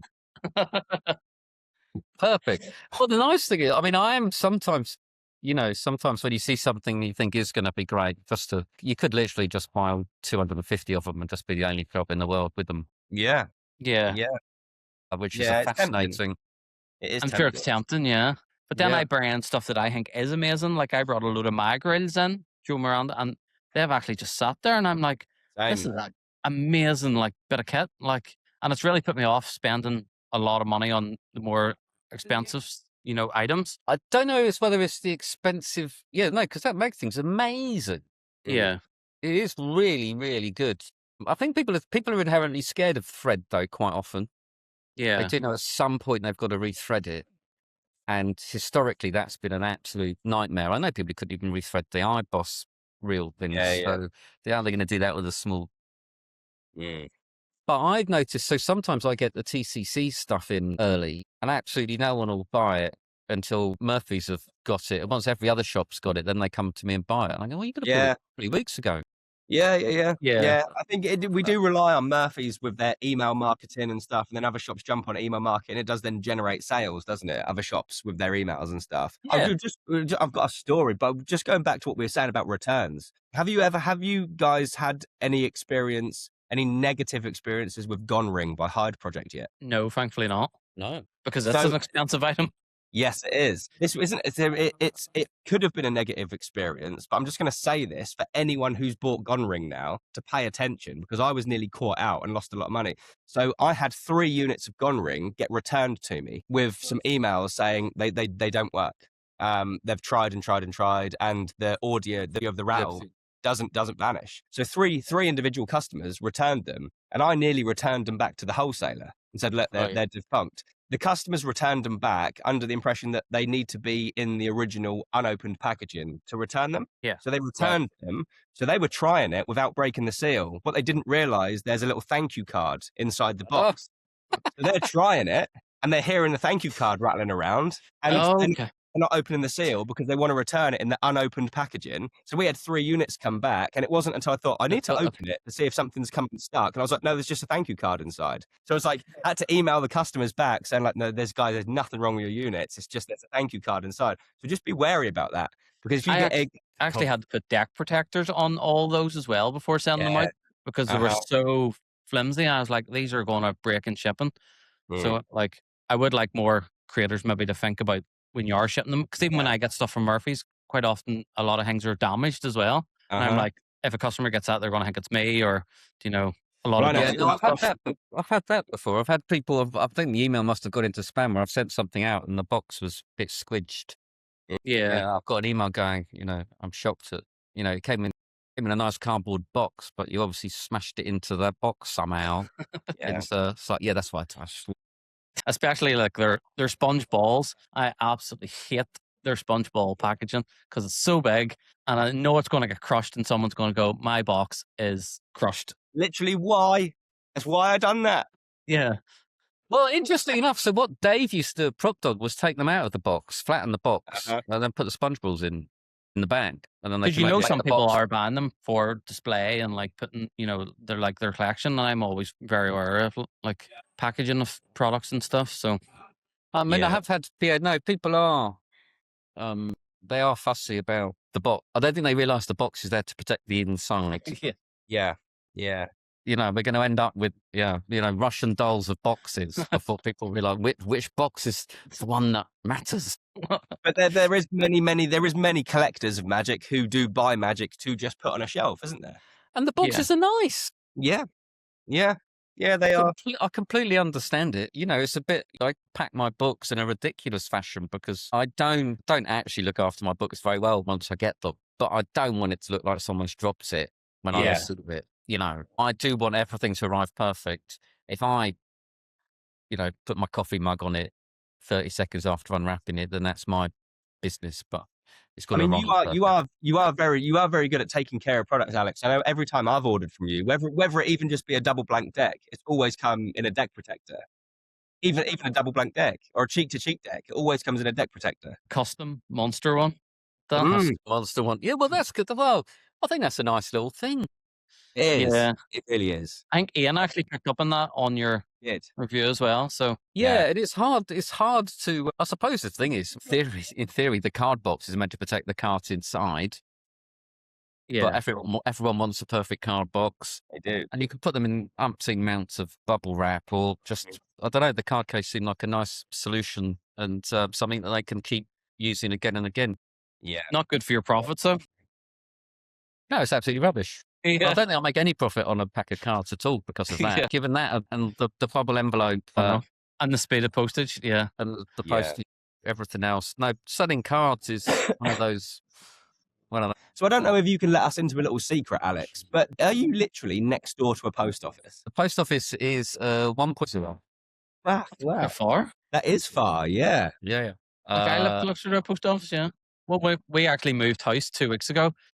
One of the things for my wife was how close it is to the post office, just Yeah. for stamps and stuff. It's like, is Yeah, this yeah. the person I've become now? Like, how close? Like, can we get to the post office? So Yeah, but it's very quick. It's very quick, so there's no traffic. Yeah, I go there. I go there a lot. Mm. So my first stop at the post office is 7 in the morning. Wow. So that's when they open. So I've packed do you Wow. do up. two? You do 2 trips then? One in the morning, and then one last. 3. Oh, flip me. That is 7 madness. 7 lunchtime, and then 4:30. Flip. Wow, man. I take it as well for products. You've seen such a big difference in the way that they've been presented, like over the years now, like from gone in the days of the zippy lock bags, and like the quality of Magic has I don't know went through the roof. I think a lot of producers have realised there's a thrill of receiving something in a nice box, and also Magic's got quite expensive now. So that's another reason for my packaging, is because you could have something like, I suppose, like no risk, or some things, they're like 150 quid. Mhm. If you just put that in a bubble envelope, that doesn't feel like £150 worth of product has come through. Yeah. So I think wrapping something up in a box and going, I've made an effort to make sure that this is, because it's 150 quid. Yeah. I know it's a magic trick, but it's 150 quid. And so that's another reason for going slightly overboard. You value it. You did bring in the Murphy's Rising card, didn't you? Yeah. So I mean, we held off that, didn't we, Alan? Purely for Just shipping. for the sheer size of it, I was like, I am not and the glass. I knew oh yeah, no, I don't think I made any money at all. No. No. Because I'm sure when you get to the post office, sometimes you're like, oh my goodness, that has cost way more to post than I had ever anticipated. Yeah, someone will buy it from America with free shipping, bundle monster of points. or Yeah. And you just have to. Yeah. You can think about these things, that you cannot think about them. Yeah. I could have made a decision to say you can't use your points on this, or you got to pay postage on this. And I still find it strange when someone from America orders like something that they can get elsewhere. If it's a Murphy's or a costs them Penguin product, a bit more expensive. Like, it still baffles me, but I'm really thankful for it. Like, so I think they just want to support that person. So you must have some loyal American following. Yeah, I do send quite a lot to America. Yeah. America's much easier than Europe, which is why I was saying, Europe would be somewhere I would expand into. Yeah, no, it does feel bizarre. I suppose with Murphy's products, maybe everyone doesn't have it in stock in America anyway, so they've still got to wait true. a couple of days. So we might be a day later, or we might be the same. Yeah. That's something I've talked to you about as well when we're bringing stuff in from maybe a release from Trick Trick Boom. It actually goes from, wherever it's produced, China to Scotland, all the way to Sacramento, all the way back to May, and then all the way back to maybe Scotland. And it's like, that has done some amount of miles for £15, and it just baffles me. It's like, this I think the problem there is, I think the one thing that I don't want to, slag off Murphy's or anything, because they've obviously grown from never being needed to now being vital. Yeah. But it is one thing is their exclusivity really sort of annoys me, in the idea that you just sort of think, he's just down the road. Yeah. I've had that with a few new releases. I was like, can I get this from you? They're like, no, we're signed up to Murphy's. It's like, I know, but I wouldn't have to pay import tax. I wouldn't have to pay that. But But Yeah. That's the only thing that I'd sort of dislike about the UK stuff, the UK creators. We can't buy direct from them. I'm Yeah. just waiting. I'm waiting for that one person, that one multi-millionaire who's interested in magic, who thinks I'm gonna franchise through Murphy's and open up a UK distribution center. It would be a gold mine. Well, I don't know, because the UK's not that big. Because again, you want to be Europe would be a bigger place to have Yeah, it. true. True. Yeah. That's the thing. That's why when people say, "Why can't I get this in UK notes?" or why don't Tango make a load of UK coins? It's we are. We're just a little island off the coast of Europe. Yeah. Very, very true. You But know, it does make me wonder within the next maybe like 10, 15 years whether there will be some new major wholesale distribution center open up. Because Murphy's have got the majority there. They've captured the market. It does make me wonder if any new players will come along in the wholesale realm. Like you've got the Fata Magic, like but not imagine like in Italy. yeah, and they're very good. Like they've been They good are. to me. So Yeah. I Yeah. forgot his name. Yeah, he's nice. He's a good guy. But again, I mean, I don't know. my issue is it's the ease with Murphy's. I can just do one big order, have everything. If I had to go to loads of wee independents, like my day would just be on a computer, like ordering from too many places. I already wish Murphy's done Penguin stuff so I could bring it all in one order since they're beside each other.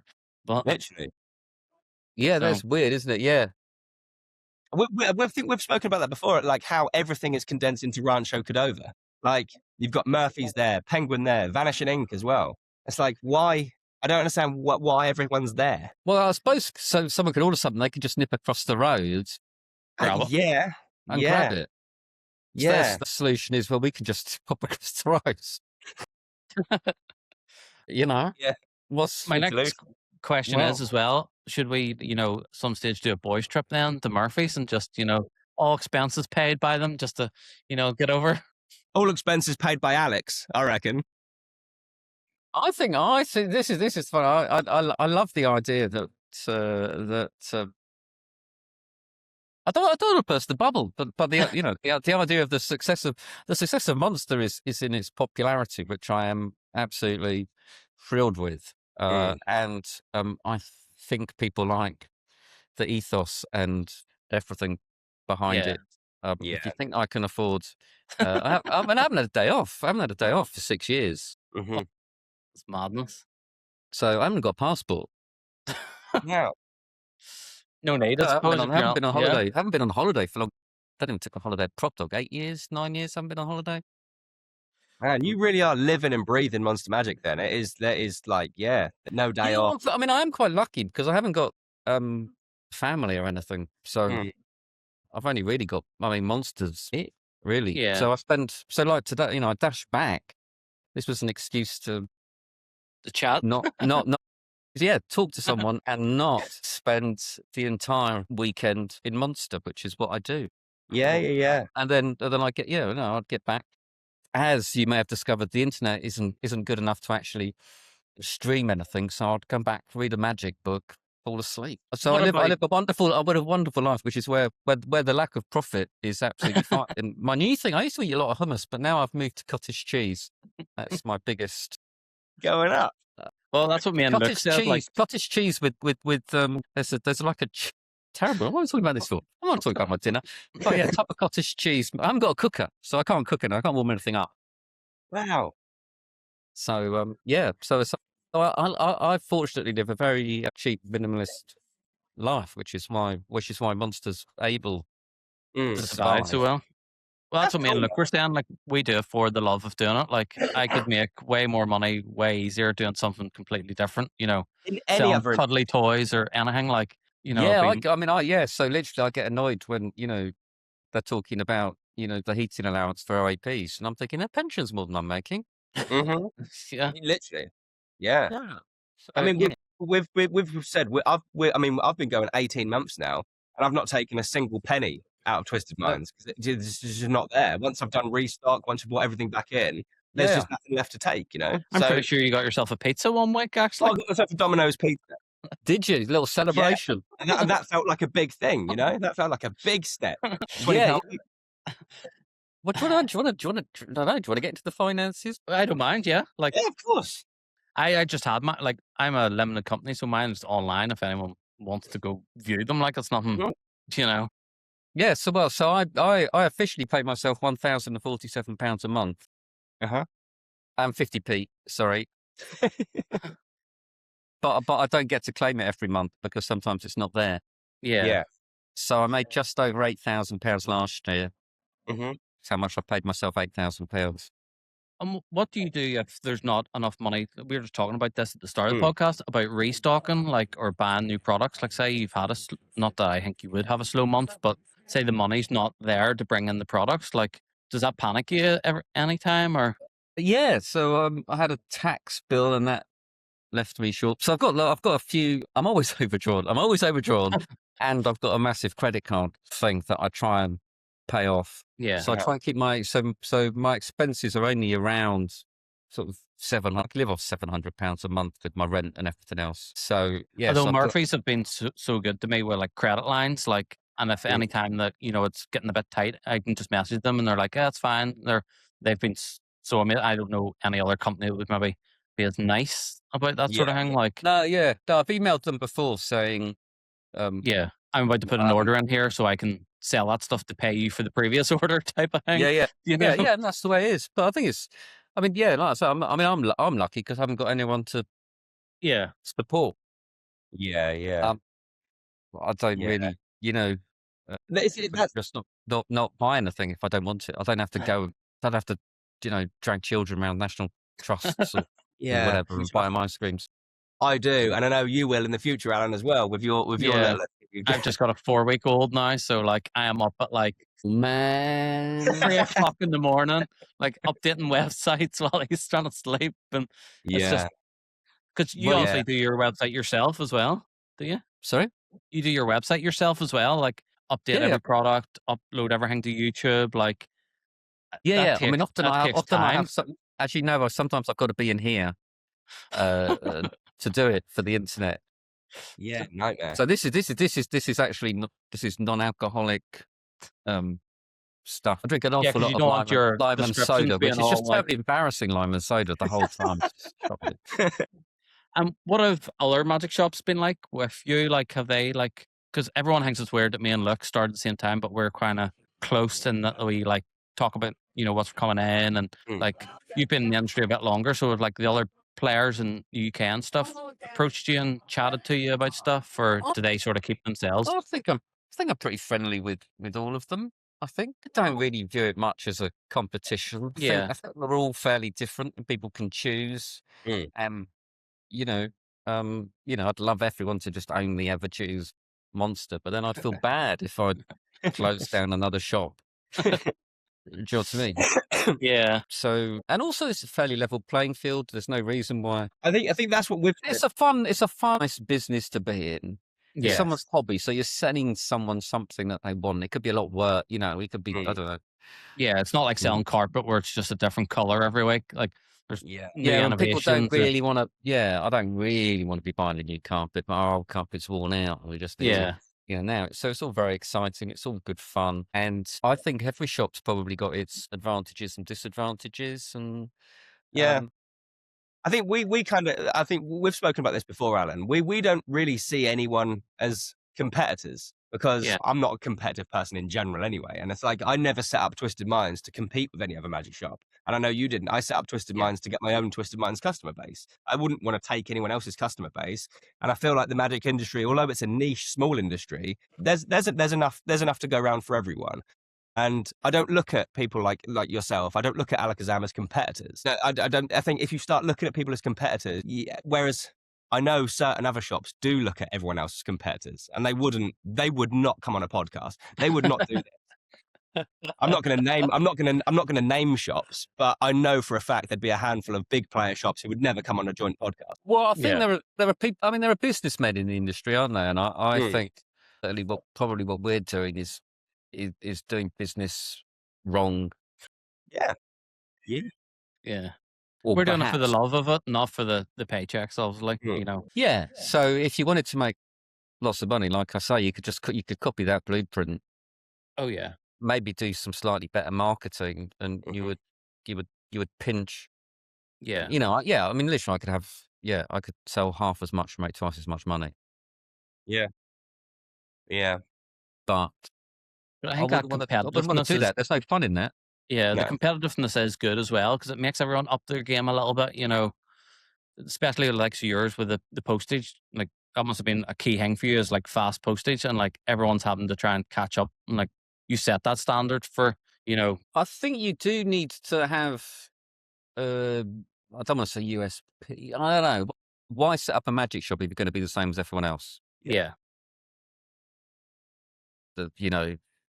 It's fine if you just want to take. I suppose if there was only one magic shop and you copied them to magic shops, in theory you'd get 50%. But there's no Yeah. fun in that, is there? There's no.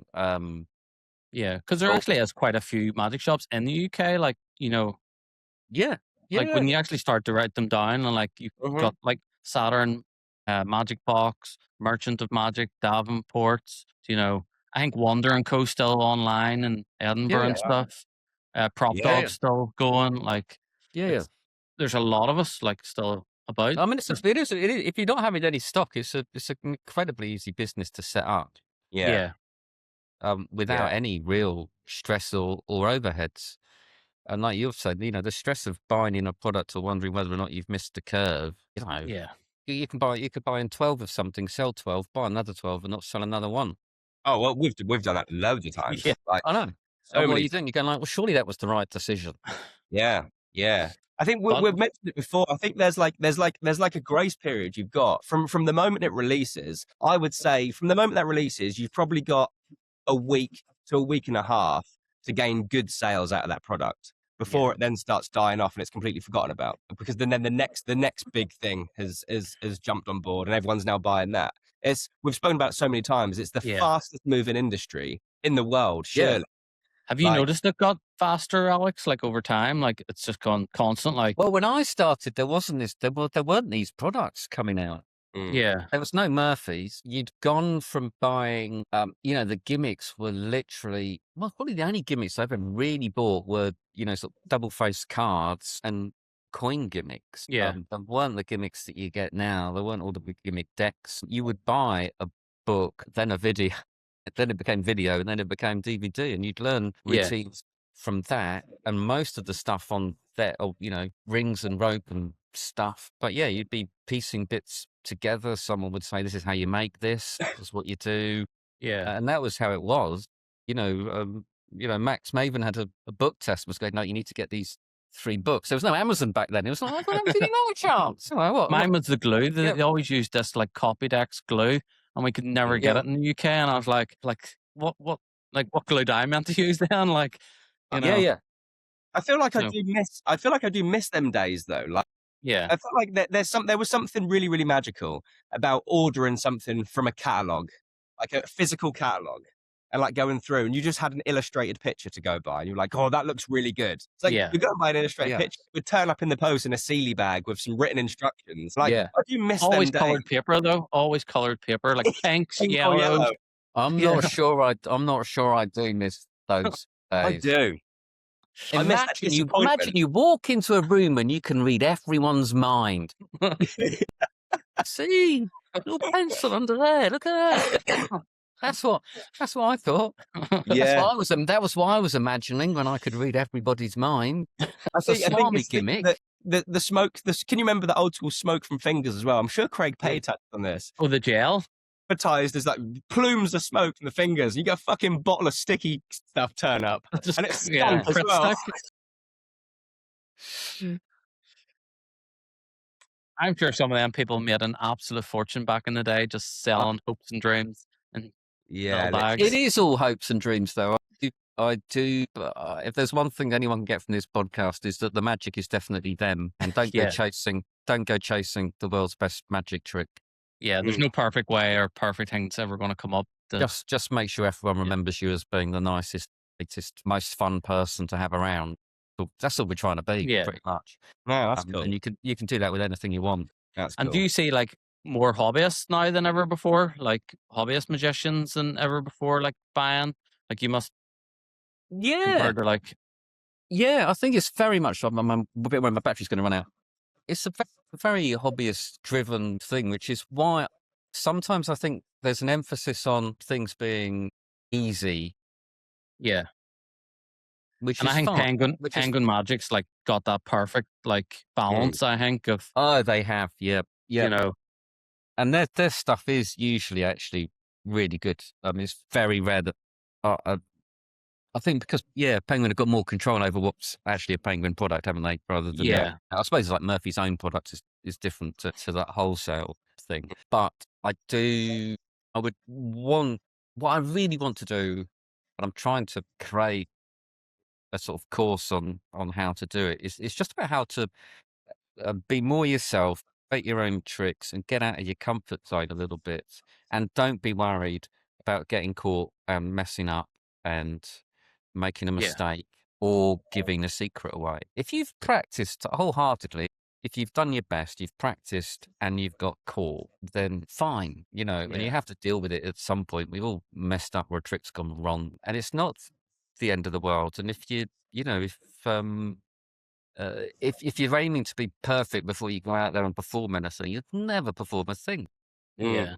And it's the performance, it's the fun. And I think some people must have a wealth of knowledge of magic tricks in their bottom drawer that they're too nervous to perform. And I think that's a Yeah. real shame because they've got loads of happiness that they can give to people sitting there if they just took the chance. Even if the first couple of times, it's one of those, falling off a bike and getting back on, just because you've cocked it up the first time doesn't make it a bad trick, doesn't make you a bad performer. There's a myriad of reasons why that may have happened. Just go out there and do it again. And I think it'd be really useful if comedians or so on, constantly posted gigs of them dying. It would be fabulous if everyone realised, oh, you're not always. I went to a very early Tim Vine gig and he started doing all of his puns and everyone was in total silence going, this is rubbish. And then after about 8 minutes or so, they were like, oh, I get it now. I get it. It's all bad puns. Oh, that's really funny. Yeah. And Magic there must has be a lot like that. Yeah. And magic is, people should just post themselves, I don't know, failing to catch the card, getting the wrong card. There's no shame in it. David Williamson and that son Wally and, catching him out. That's a brilliant example. There he is. He's on telly. He is really, really good. And he got caught. Yeah. It did end his career. Did he stop performing it? Did he stop performing that trick? No. It doesn't make him a bad magician. No, that's really powerful, man. That's very, very powerful, that. One other thing I was wanting Come on, to you've got ask a whole book of questions, Alan. Come on. Yeah. So they're all personal questions just because I want to know. Okay.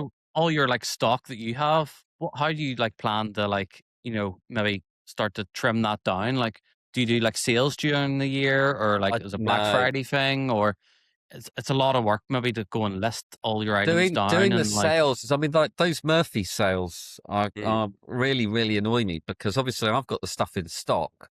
Yeah. And pay full price for it. And obviously, if you're part of their vendor system, the prices just immediately change. Yeah. Yeah. So they go, no, 250 items, they're now 20% off, 30% off. Can I go through 250 items that I've got and make them all 30% off? And then next week, put them all back to their normal price. It would take me, well, I mean, it's just extra work that I clearly don't have time for. So I can't do those Murphy sales, which is. Do you use those sales? Because I know I do as a massive chance to restock all your stuff because them.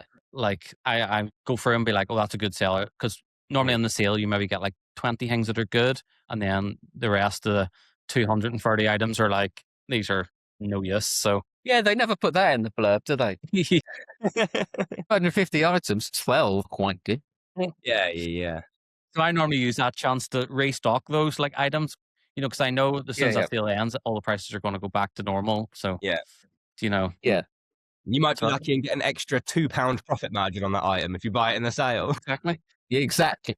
Yeah, After but you've having got it in a box for 2.5 years, just in Yeah. case. that is, yeah. I'm not quite sure whether the cost that does actually make any. Does it work? I don't know, Yeah. but it feels like a bonus. Yeah. I think I'm in agreement with you on the Murphy sales though. I don't like them either because I feel like it devalues the product when you've got it on your website at, let's say, £80, and then suddenly everyone's got them on at £40 from a customer's point of view, and then in 5 days later it's back up to £80. From a customer's point of view, I think that completely devalues the product. Hang on a minute, you're selling it at £40, but you're clearly still making profit on it at £40.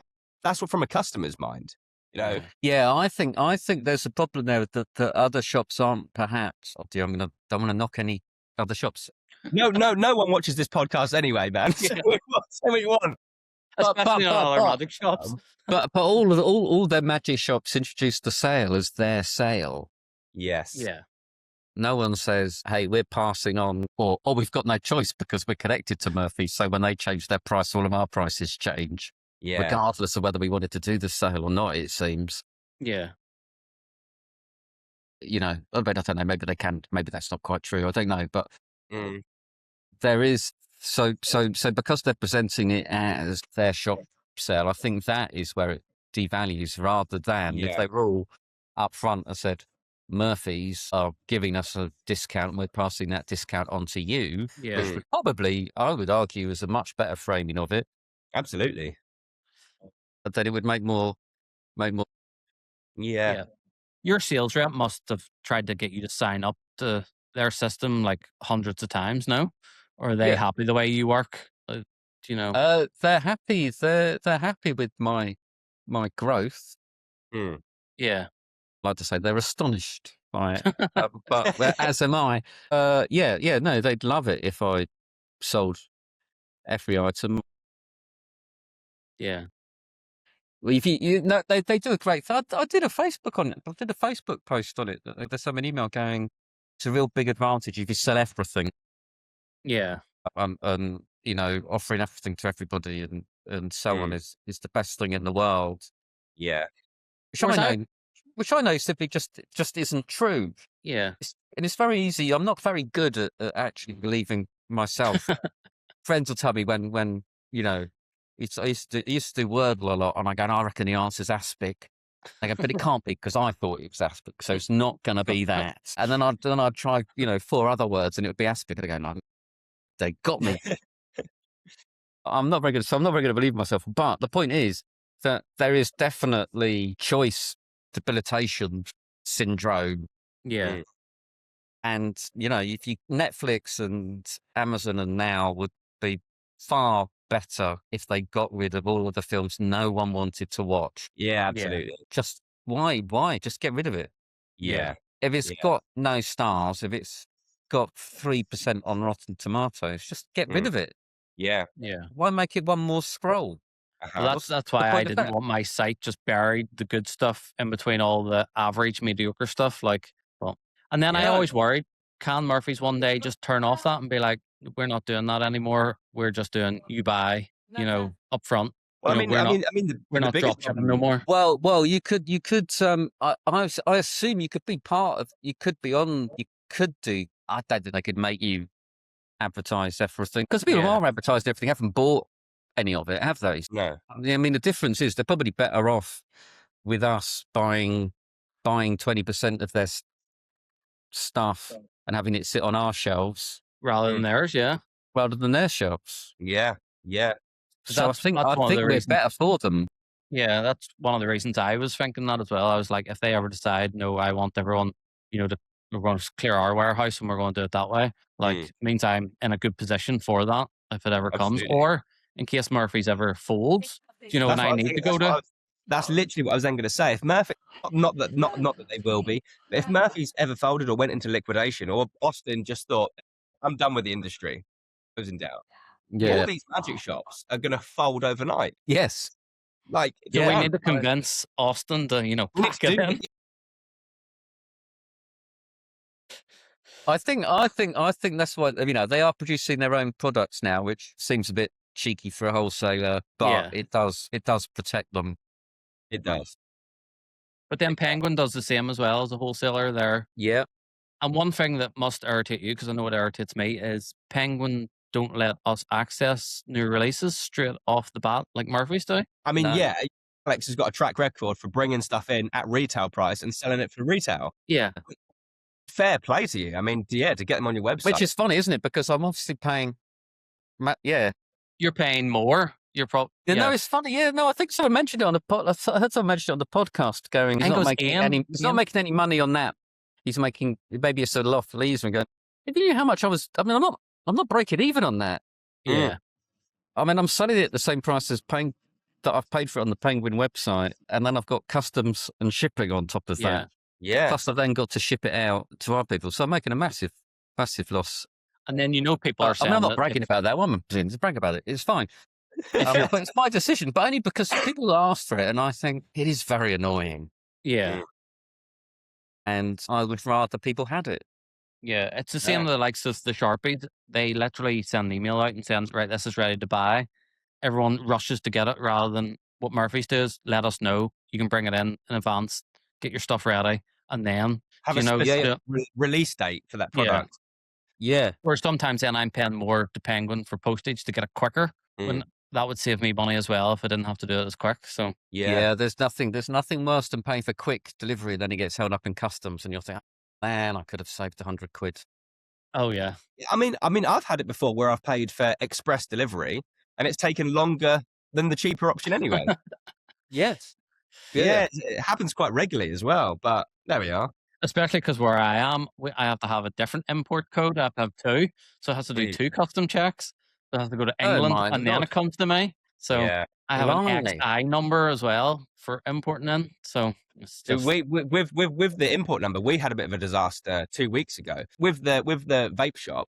VAT registered last year, and then we deregistered from being VAT registered. Obviously, that affected our import number.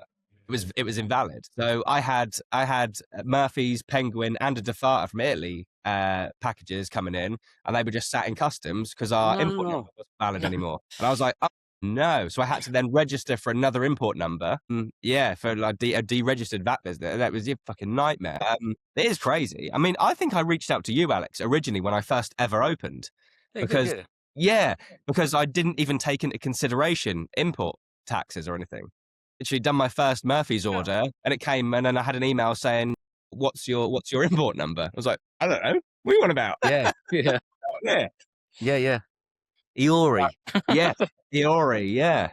It's like all these little things. And you're such a nice guy, Alex. I remember that was the first ever time like we'd been in contact and you were just like, right, you need to do this, you need to do that. And I was like, yeah, damn, man, that was confusing, but yeah. So, I mean, that's what I'm happy to help. But to be honest, I think it's, I'm absolutely thrilled if I know the answer to someone's query. But that's where you're different, Alex, because it's like I knew straight off the bat I could reach out to you and you'd give the information.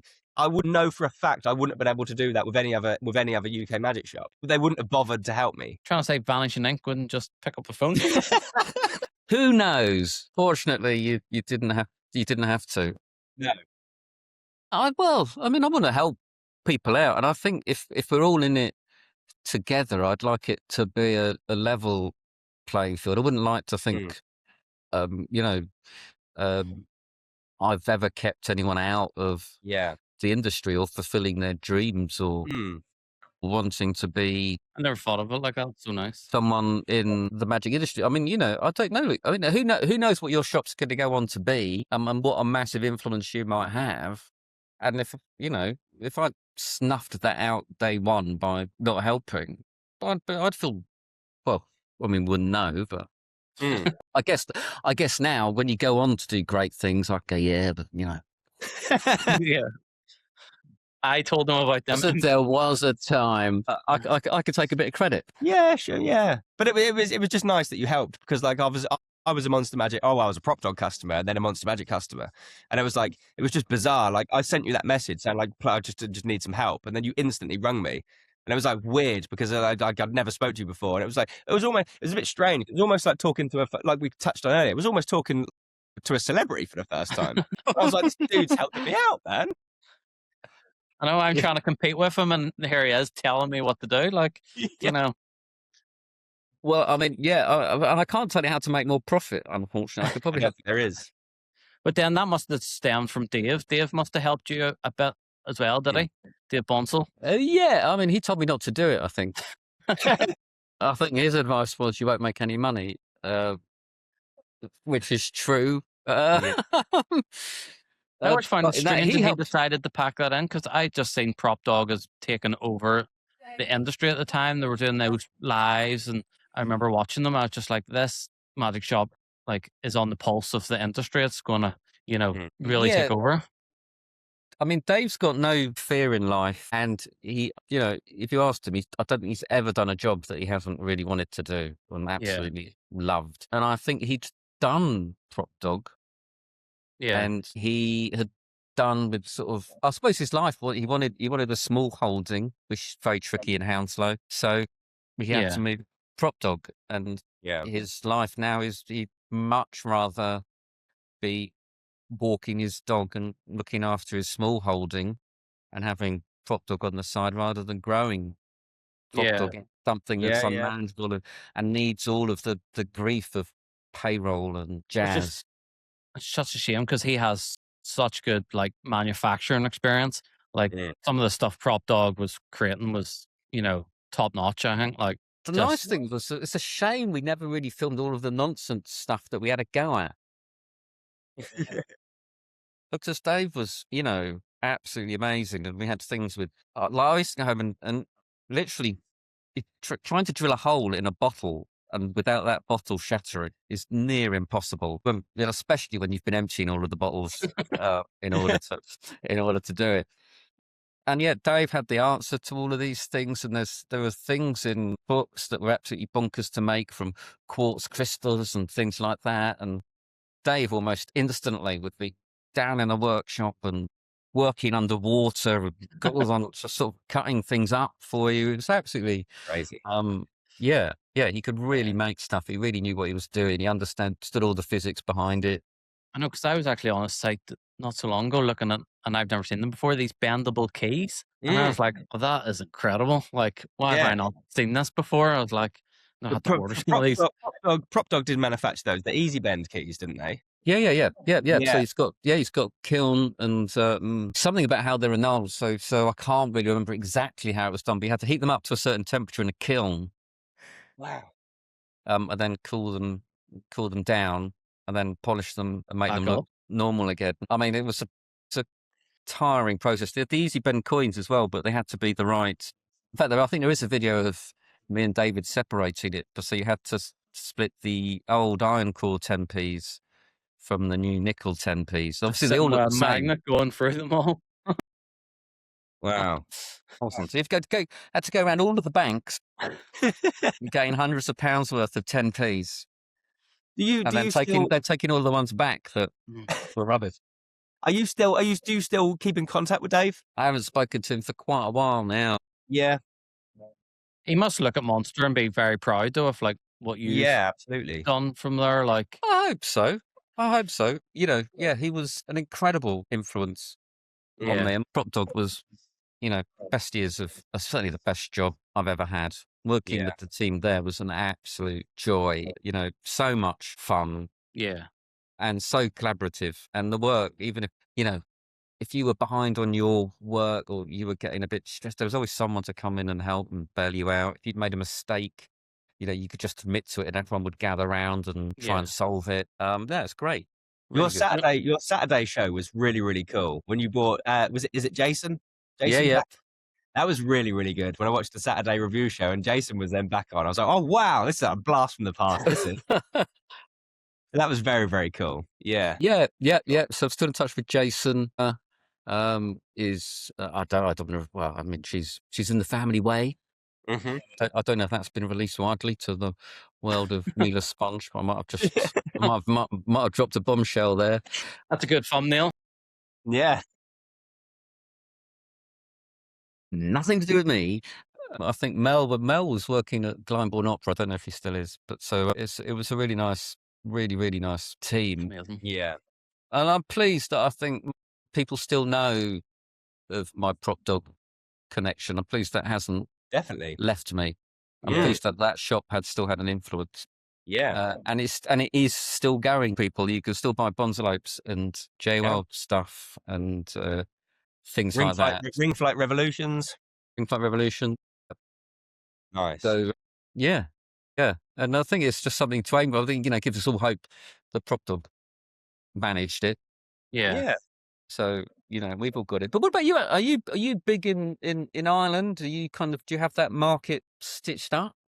I believe there's no other magic shop in Ireland or Northern Ireland, so I believe we're the only one. So that was a bit of the reason I wanted to start this, just to have that presence. I would love to open a magic shop, like a physical one, but at the minute it's just going to be wee stalls and maybe local conventions and stuff. But hopefully one day, like a little shop, because I think magic's really hard to sell if you can't see it. Like if I could show someone who's not a magician something, I know they would buy it. Like that is the hard thing to get a new customer in magic. It's hard to show them. Yeah. It's hard to get that feeling, Something you have to get used to a Blackpool, I think, is demonstrating something and someone going, "Oh, okay, thanks." Yeah, walking away. Walking off and you go, That's not blow your mind. That was a miracle, surely. I think that's one of my biggest fears about doing Blackpool. That is one of my biggest fears of having to stand there and demo all day long, because the stuff I'd be selling isn't going to fool magicians. It's not going to fool anybody. It's like I'm going to be standing there demoing stuff which no magician is going to be fooled by, and it's like they're just going to be like, yeah, cool. I don't know how you do it. Like someone pointing, can I see this one? Can I see that? What's this? Like I'd be like, I don't know how to. We don't. I can't like demonstrate. Naturally, I can't demonstrate everything because it would just be such a loss of earning if I had to open one of everything. Like I can't afford to do that, And I think a lot of customers are appreciative of that because we are so new and so small. They understand that I can't have one of everything opened. But where you said about you'd like to open a magic shop, I think definitely. But then in the same sense, if I was relying on just the shop, I would have been shut within like probably 2 weeks if I was relying on just sales for people coming into the store, because it's such a small niche industry. And especially in Norwich where we don't have any community of magic in Norwich. We don't even have a club anymore, But then I read as well on Magicians Only, someone went to Disneyland and went to the magic shop there, and they were said they were so disappointed because it was all kids' tricks and beginner stuff. And I was like, well, that's how a magic shop would survive nowadays. There's no point saying, here's a Margaret. Hang on. Did someone go to Disneyland? Did someone go to adult kids? Probably Disney adult. What? Yeah. Well, if you're into magic, I suppose, buy stuff for your kids whilst you're in the magic shop. Yeah. Is it vanishing income? Vanishing income in the shops. Yeah, so they know what they're doing with their market research and stuff. Like they know they're not going to sell Magrills in Disney, Disney. So of course not. No, but also, I mean, some kids tricks are blindingly good. Really, that's what we were saying. Like, I love the Tenyo stuff. Like, yeah. No, I've got a friend who's a teacher, and they are talentless as magicians. I thought you meant as a teacher. I was like, oh my goodness. No, well, I mean, I've never seen them teach. I wouldn't want to. I imagine they're very good at that bit. But like the pencil case, the colouring book, the whole little coin through. Yeah. Oh yeah, she's got the great trick. Yeah, all of that stuff. Dials are like, if you're good, do a trick. Show them one of those tricks. Absolutely brilliant. And when I show them to her, I go, you could do this trick. She goes, wow. Yeah. Yeah, I'd love to learn that trick.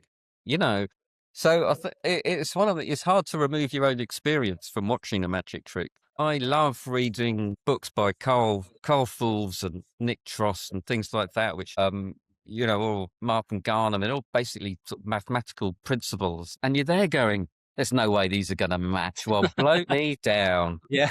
I have no idea why, because I shuffled them, I mixed them up, and I've just fooled yourself. Yeah. Yeah. And it's like, this is the Gilbraith principle, and you're like, look into that, and you're like, nah, I don't need to know that. Yeah.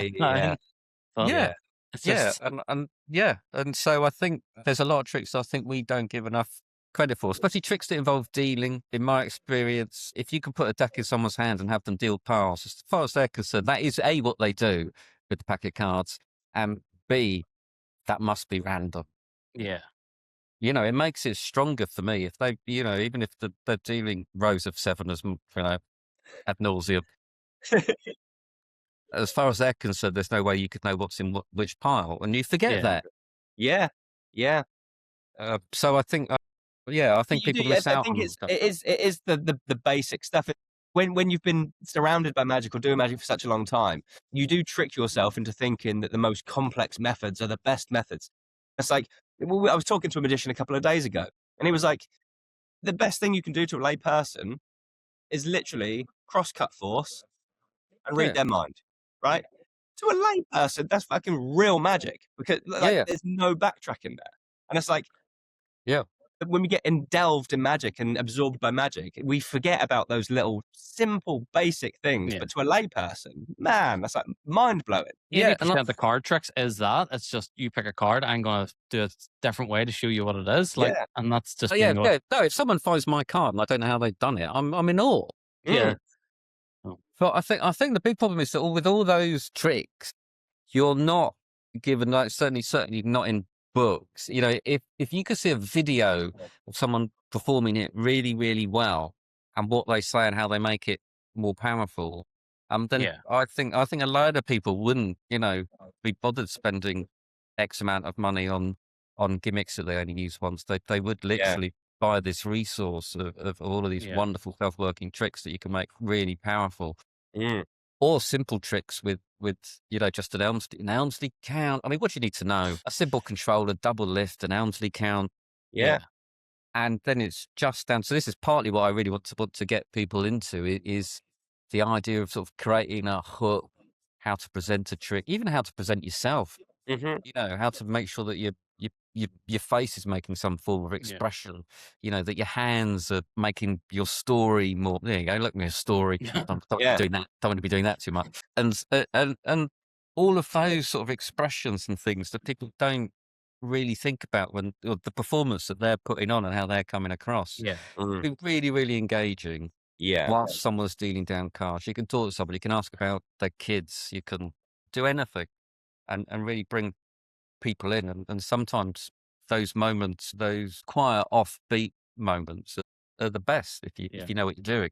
It's incredibly important. It's incredibly important. I think for a lot of people who get into magic as well, I feel like there's a lot of socially awkward people get into magic, socially uncomfortable people get into magic. My brother walks down the street and goes, I bet he's a magician. Yeah. And it's like, it is very, very important to learn people skills, definitely. So if there was like some form of course on being able to learn people skills and perform, make everything larger than life, it'd be very, very, very. Yeah, I think the course is quite something. I'm sure I've done a Facebook thing on it, which is, buy a trick, go to a cafe, interrupt someone and just say, look, excuse me, I've just bought a magic trick. Make up an excuse. I'm going to do it for, friend's birthday. He loves magic. I thought I'd learn a magic trick to impress him. Can I just show you? They're not expecting too much. Yeah. You've given them a good excuse. If you cock it up, A, they feel like they've helped you. Yeah. B, they've still got a story of going, ooh, wish we could see him performing that later tonight at the birthday party. And so on. And you've got out of your comfort zone. You've interrupted someone. You've introduced yourself. You've performed a magic trick. And if you do that once a day, you'll become Gain the confidence. much better magician.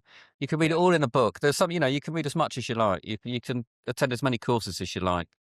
But you could do it. I would argue I could have paid £40,000 to do an MBA to learn how to start Monster Magic. I could have started Monster Magic 8 times with that £40,000 and learnt a lot more. Even if it failed 7, in theory on the 8th I would have nailed it. Brilliant. It is simply taking these little obvious steps, and there are so many ways of doing it in a friendly way. Just pick a family. Go do sponge balls on the girl or do whatever. And there was something about, to gain confidence. Someone suggested that in every shop you went into, you'd go in and buy, have a Mars bar. Can I buy a Mars bar? And I go, that's 80p, and you go, well, can I have it for 75? Which they're going to say no. Yeah. And you go, okay then, and just walk out. And you've really said something completely bizarre to this bloke, he's correctly said no, and you've gone fine, walked out. Yeah. I wonder how many magicians I'm going to get in now after watching this podcast. Can I have that for a quid? Fuck off. And you'll be like, yes, so I can get rid of it. I can't remember the magician's name, but he had a great one of he'd go into his joke was he'd go into a shop and go, these Mars bars, are they for sale? Yeah. How much are they? 80p. Okay. I've got some others to look at. I might come back. Brilliant. But accepting a no from someone or saying something cheeky, there are so many ways of doing it, and it really doesn't matter. Because you can walk away from that table, a bit like in the old, the good old days of walking across the dance floor and asking someone to dance and them saying no. You walk back, your mates might rib you for a bit, but then you've got the classic story of you can tell your kids. Yeah. I feel like that. I feel like that is one of the main reasons what puts a lot of people off getting involved into magic professionally, because that is the cold approach aspect. People are terrified about it when they first start. I can remember first starting in magic when I got into close-up, because I was always into stage, and I can remember the fear was out of this world of having to cold approach. And I feel like it does scare people enough. And I know some people have been put off performing magic. They're excellent magicians, but they won't perform because they are terrified of cold approaching. I think you have a product for that, don't you? We bought, it wasn't. It was Steve. It was a Steve Deller. It was a Steve Deller idea. I thought it was a great idea. It was a Steve Deller idea, which is from the. I don't know if we've got like all you can eat buffet restaurants where you have a green card and on the other side is a red card. And if you're a restaurant worker, you can basically go around and put these cards down. It's not for everyone because not everyone has the fear of cold approaching. Yep. But it was kind of designed for new magicians, people getting into magic, where basically if you've got a restaurant gig, you can put these cards down on tables. And it says, if you want to see magic, leave the green side up. If you want to be left alone, that's fine. Leave it red side down. So as a new magician, all they have to do is walk around the tables, and the ones that have got the green cards, it's almost they're inviting you over. So you're not going to get hit with rejection. And I thought what I would do is I would watch everyone, because everyone has that red up. I guarantee you, a lot of people will start flipping it over, being like, what's happening over there? Why are they laughing? Yeah. Oh, I want to see him. Do I think it's the best? Do I think it's the best thing for new magicians to do? Probably not. If you are, because you do have to learn. Because you do have to learn about cold approach. It's something you're going to have to deal with, regardless. Like you're going to have to do it. But is it going to help new magicians out if they genuinely are terrified? Then yeah, absolutely. So yeah, I think it's a good idea from Steve there. Yeah. But equally, I do. My friends would do that to me. Oh, can I show you something? No, I don't want to see it. It's like, right, okay, thanks for that. Spent all week in my bedroom practicing the double left, and my partner is prime example. She fucking hates it. It's like, my partner, can I show you a trick? Really? Okay, no. It's one of those rough and smoothy things. We were talking about it earlier. Did you see Murphy's video about how they make their rough and smooth decks? Like spraying them? No? So they put a behind the scenes on of how they like actually produce their decks and stuff. And I was like in awe of like, is that how they do that? That's amazing. I'll have to check it out. Yeah, it's very cool. Very cool. I think you used to make rough and smooth decks for Prop Dog when you were at Prop Dog, didn't you? Yeah. How did you get on with the fumes there? Did you have full respiratory gear on? No, I just shortened my life. Yeah. No, I mean, I think I did a video with Jason about various, products and ways of roughing sticks. And I'd be like, obviously at home do this in a well ventilated space, but I can't. Yeah. It's crazy. It's stinky. Yes, it's horrible stuff. I mean, the spray, we do it in the shop where we make our double blank decks, the rough and smooth double blank decks. And it's like, I just do it out the back of the shop. I'll get 10 decks through, and it's like hell on earth. I have to get out of there, man. It's like, but people will pay for that. You should just charge people to, can you just in this room? I'm going to, This is a verified legal high you're having. Yeah, absolutely. No. So, I mean, the problem with that is, it took me too long in the end, so I still should do them. Yeah, and there are lots of products like that I should still do. It's just the time. It's the time. Yeah, that's the biggest killer for me. Yeah. Talking about time. It's the time I'm making all of the products as well. By the time I've contacted manufacturers and everything out, Yeah. And tried to, I was just getting a wallet made, and they've been like, but then the cards will just fall out. Yes. That's exactly what I want. You'd be rubbish wallet, man. I know. Yeah, it's bizarre. But talking about your time, I think we took up loads of your time. And thank you so much for, No, absolute actually pleasure. rushing to the it. pub to meet us and stuff. That's been, wonderful Absolute stuff. pleasure. Well, if you need any help, any advice, Thank you so much. I'll do my best. I'm not the answer to everything. Before we go though, is there one piece of advice you would give me and Luke about running a magic shop since you've been doing it for so long, and something we should maybe look out for? Or I'll tell you, all I would say is be yourself. So don't try and be me, because you might be better than me, which would be very good. You might be a much better version than me. Don't try and be any other shop, because you don't know what people are going to like, and there's no right answer. Just because something's worked for someone else doesn't mean it's going to work for you. And the only way I think you're going to be happy is if it's your magic shop run your way, and people really, really appreciate you guys. And don't get stressed about the small stuff is my other thing. Just think, is this going to matter in 6 months' time? Is this going to bother me in 6 months' time? Yeah.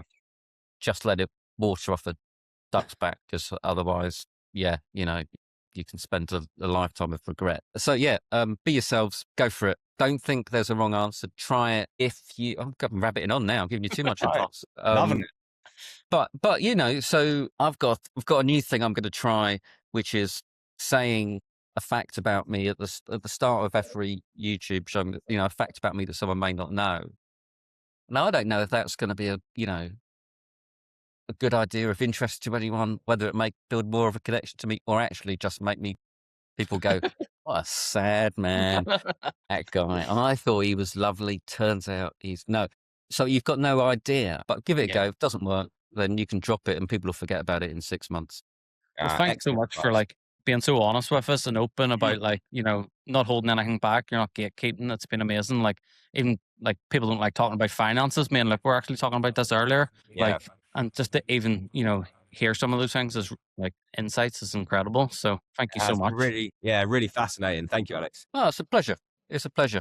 But give us a call, throw us a message, put it any help. All right, guys. And if you guys haven't, make sure you go check out Monster Magic and sign up to see what Barry is up to. Yes. Because it is always a highlight of my mailbox just to see what that little monster is up to. So thank you so much for watching anyway, and we'll hopefully be back soon. Bye. Bye. Two magic shops, honest opinions, modern magic.